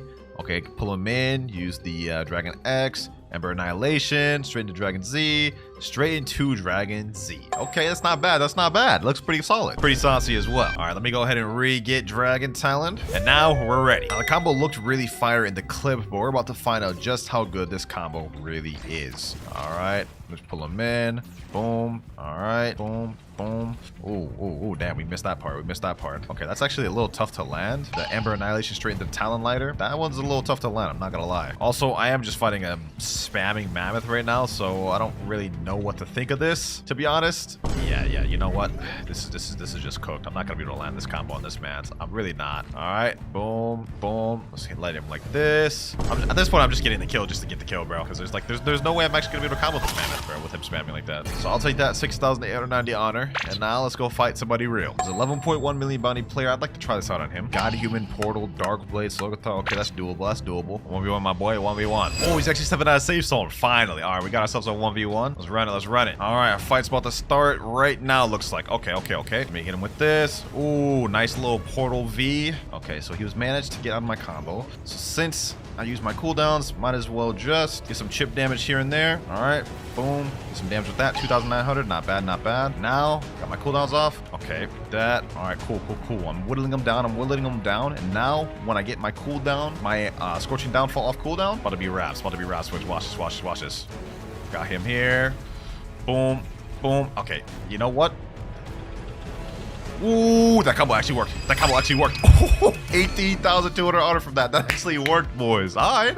KL Allison, your combo just allowed me to pack up this high bounty player. If I remember correctly, someone else in the server said they'd be down to fight. Yep, this guy named EXP, he said I'd be down 2 clouds. All right, bet. There he is right there. 3, 2, 1, go. Let's run it. All right, this time. Ooh, he actually pulled me from there? Okay, this guy's running Gravity Cane. All right. I see your game. All right. Okay, nice avoid. I'm gonna be honest, I do like this combo, but despite that, I don't really like using Dragon Talon, bro. I just don't use it. Kind of want to get off this after this fight right here. Okay, boom. Okay, oh, I missed the Talon Lighter that time. Is that not as consistent? Only one way to find out. We'll try to do it again. I just comboed him out of his combo, bro. All right, GG, GG. This combo's pretty decent. This combo's pretty decent, bro. This falls into the similar thing as the Sanguine one. After you do Scorching Downfall, the Ember Annihilation and Town Lighter is kennable, unless of course you pair it together with Cyborg V3. So I'm also gonna give this one like a 7.5 out of 10. So far, the most consistent and best one of the video has been Fur 999s, man, and that was the one I liked the most myself. Moving up to combo number 4, this is actually a clip sent by Wenshima, and this one was with CDK Godhuman. You got my attention, man. CDK is one of my main weapons. Let's see how this starts off. Okay, Dragon C. All right. CDK Z, Godhuman X, Godhuman Z. I like what I'm seeing. I like what I'm seeing. Okay, that looks fire. And you know what? This one I'll need no practice trying to land, bro. I'm very familiar with CDK. I think I can land this first try. Let me see if I can. I'm in a public server right now. Looks like we're about to fight a Kitsune user. Okay. Ooh, nice. Nice avoiding. That was actually really nice. I don't even understand how they got out of my Scorching Downfall, though. They were literally right in the middle of it. I'm telling y'all, boys, base dragon is not as good as people think it is. Matter of fact, hold on. Let me go hybrid. This is something I haven't done this video. Hybrid form. Let's see how hybrid form is. Haven't really used it. All right. Oh my god. Yo, that's crazy.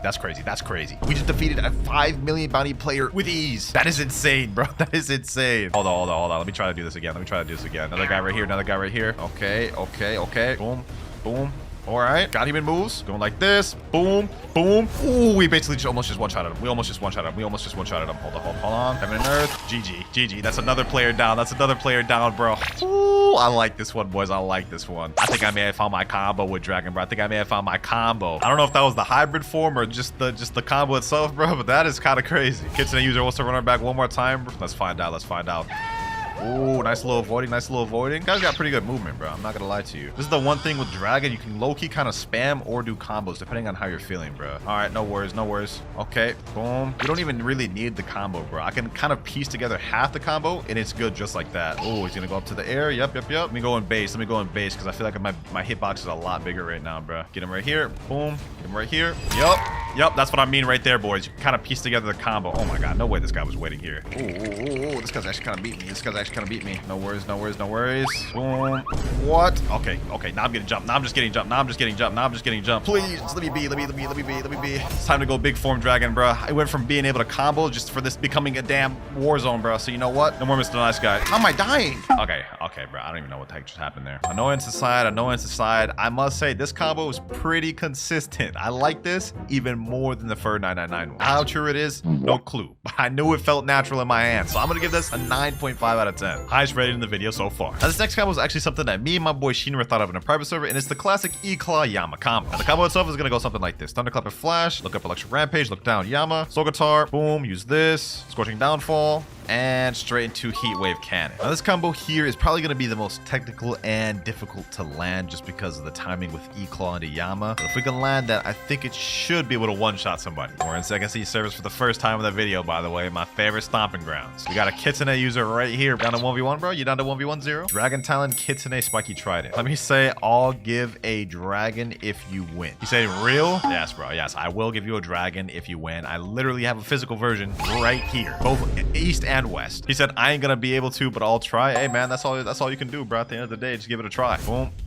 Ooh. Wait, where am I portal? I literally forgot to switch over to dragon, bro. That's crazy. I'm actually a bum. All right, well, this time we're gonna redo it, and I'm not gonna forget to switch this time. I know bro's farming his tails right now. Bro. Like, come on now, bro. Come on. All right, let's get it. Ooh, I missed the damn Thunderclap and Flash. That's how my combo starts. Wee. Okay. He's doing a lot of damage. Got my Thunderclap and Flash back. All right, let's see. Why did I do that? I just wasted all my abilities, bro. See, this is what I meant earlier when I said this is going to be the most technical of them all, but we're going to still try. All right, let's let off a bit. Let me go like this. Move out the way. Boom. Oh, bro, why do I keep missing that? What I need to do is I need to land him in a stun. That way it could help me out because I'm actual garbage at WinterKloudz. So you know what? Okay, got him there. Boom. Slam him down. Straight into the Scorching Downfall. GG, bro. GG. Hey, good game, man. Good game. You actually almost beat me with the Kitsune spam, man. We're going to give this one more try with this build just so we can see how consistent it is. So far, it looks like it's pretty good. Am I about to get server jumped? 1, 2, 3. All right, hold on. It looks like it is about to be all server jump, bro. Okay, hold on. If that's how it's going to be, then we'll do it like this. Okay, got him here. Ooh, the combo's working. Oh, he's literally almost dead. I'm not going to lie. This combo needs a Cyborg V3. Otherwise, we're not really going to one-shot anybody, bro. But as it is right now, it is pretty decent. It is pretty decent. You're gonna have to land it twice or land a few chip damage, then do the combo in order for it to fully one-shot. Boom, boom, GG's. I'll take that 11,355 honor. Overall, very fire combo, man. If you like Electric Claw, go for this. I'm gonna give this an 8 out of 10. This is pretty consistent. Only issue is air campers completely will neutralize this build, I will say. But with that, we have only 2 more combos left to test in the video. For our next one, it's by the same guy from earlier that had the CDK combo, Wenshima. But for this one, we're doing Shark Anchor instead of CDK. So it's gonna be Dragon C. It looks like Shark Anchor X, God Human X, God Human Z, God Human C, Infernal Pincer, and straight into Heatwave Cannon. Looks like it's the exact same combo as the CDK variant. I don't know how consistent this one will land compared to CDK. CDK one looked pretty solid. Only one way to find out though, boys. Only one way to find out. All right, get my God Human right here. Now we're ready. I think we got a target spotted right here. You know what? He's farming NPCs right now, but it's all good. Let me go ahead and get my combo. Boom. Ooh, I missed the Infernal Pincer. Where'd he go? Where'd he go? Where'd he go? Oh, did he teleport? Oh, hold on. What?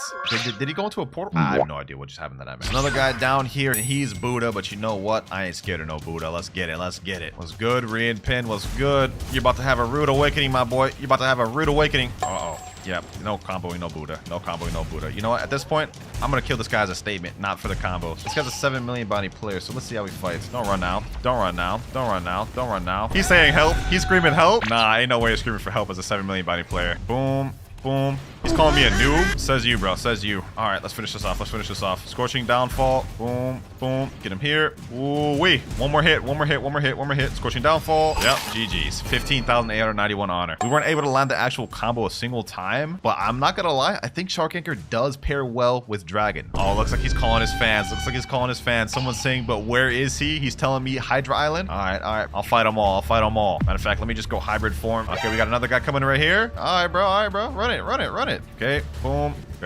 Got this guy right here. Now we can land the combo. Boom. Oh, he pulled me into the portal, but I killed him just before he did. All right. So we killed that guy. Now we got to worry about this guy. Okay. Yep, that's not even a true combo. That's not even a true combo. I don't know what bro's thinking. Nope, I'm coming in there. I'm coming in there with you. bro. Boom. Bro thought he was safe. GG. What the heck just happened, bro? Oh my God, dog. This is insane. One more time. Boom. Boom. Ooh, this is good. Oh, I actually aimed the Infernal Pincer up too much. So far, the combo looks like it does work. Typhoon Toss. Boom. Boom. And GG. That's very nice. That's very good. He's asking again in chat. Yo, bro, I just absolutely Swiss cheesed you. You sure you want to go again, bro? Here he is here. Let's go ahead and Swiss cheese him again, bro. Missed the combo. All good, because this build is so dominant and strong. Like, I don't even think I need to land the combo, bro. My Scorching Downfall's almost off his cooldown. This is what I'm gonna do. I'm gonna bait him to go down. Boom. Hit him like this. Boom. About to land the combo fully now. All right. Get him here. Boom. GG. Ooh, that was crazy. That guy got Swiss cheesed, bro. Oh my God. Yo, the Shark Anchor with the Dragon. I think this one might be one of my favorites, bro. This may be one of my favorites. Actually, I take that back. I like the CDK one more, but this is gonna get the same ranking as the CDK one, 9.5 out of 10. Now for our final combo, which was uploaded by a YouTuber named Drake_V2. This one's actually gonna be using Sharkman karate fighting style, and this is what the combo looks like here. We got Dragon C, okay, then we do Spiky X, Sharkman X, Sharkman Z, Dragon X looks like, Sharkman C, and Dragon Z. That's actually looks like it's pretty good. Although I'm gonna be honest, I don't really ever use Sharkman Karate, so I will 100% have to practice for this one. All right, we got some NPCs here. Let me go ahead and practice it. Scorching Downfall. Boom. Okay, I literally missed first try. All right, take two. Boom. Okay. Boom. We do this. Then we do this. Oh, the NPC despawned. Okay, that sucks. But looks like the combo itself can work. It's just whenever you use Infernal Pincer, it kind of flings the NPC either in front of you or behind you. That we do have to pay attention to. All right, another public server. We actually got a 4.1 million body player in this one. Let's see if we can sneak up on him. I believe he's fighting this boss right here. Hold on. You know what? Let me go ahead and defeat him. Yep. Get him here. Boom. Ooh, what the heck? All right. Get him here. Boom. All right, we landed some of the combo, but he's already kind of low, so we do this the correct way. Why is it lagging so bad, bro? All right, deactivated V4. Oh my God. All right. Boom. Oh, the combo's actually pretty good. Ooh, okay. We actually landed the combo somehow. We got an 8 million bounty player in this one. Oh, hold on. All right. Whoa. Huh? He lit. Okay.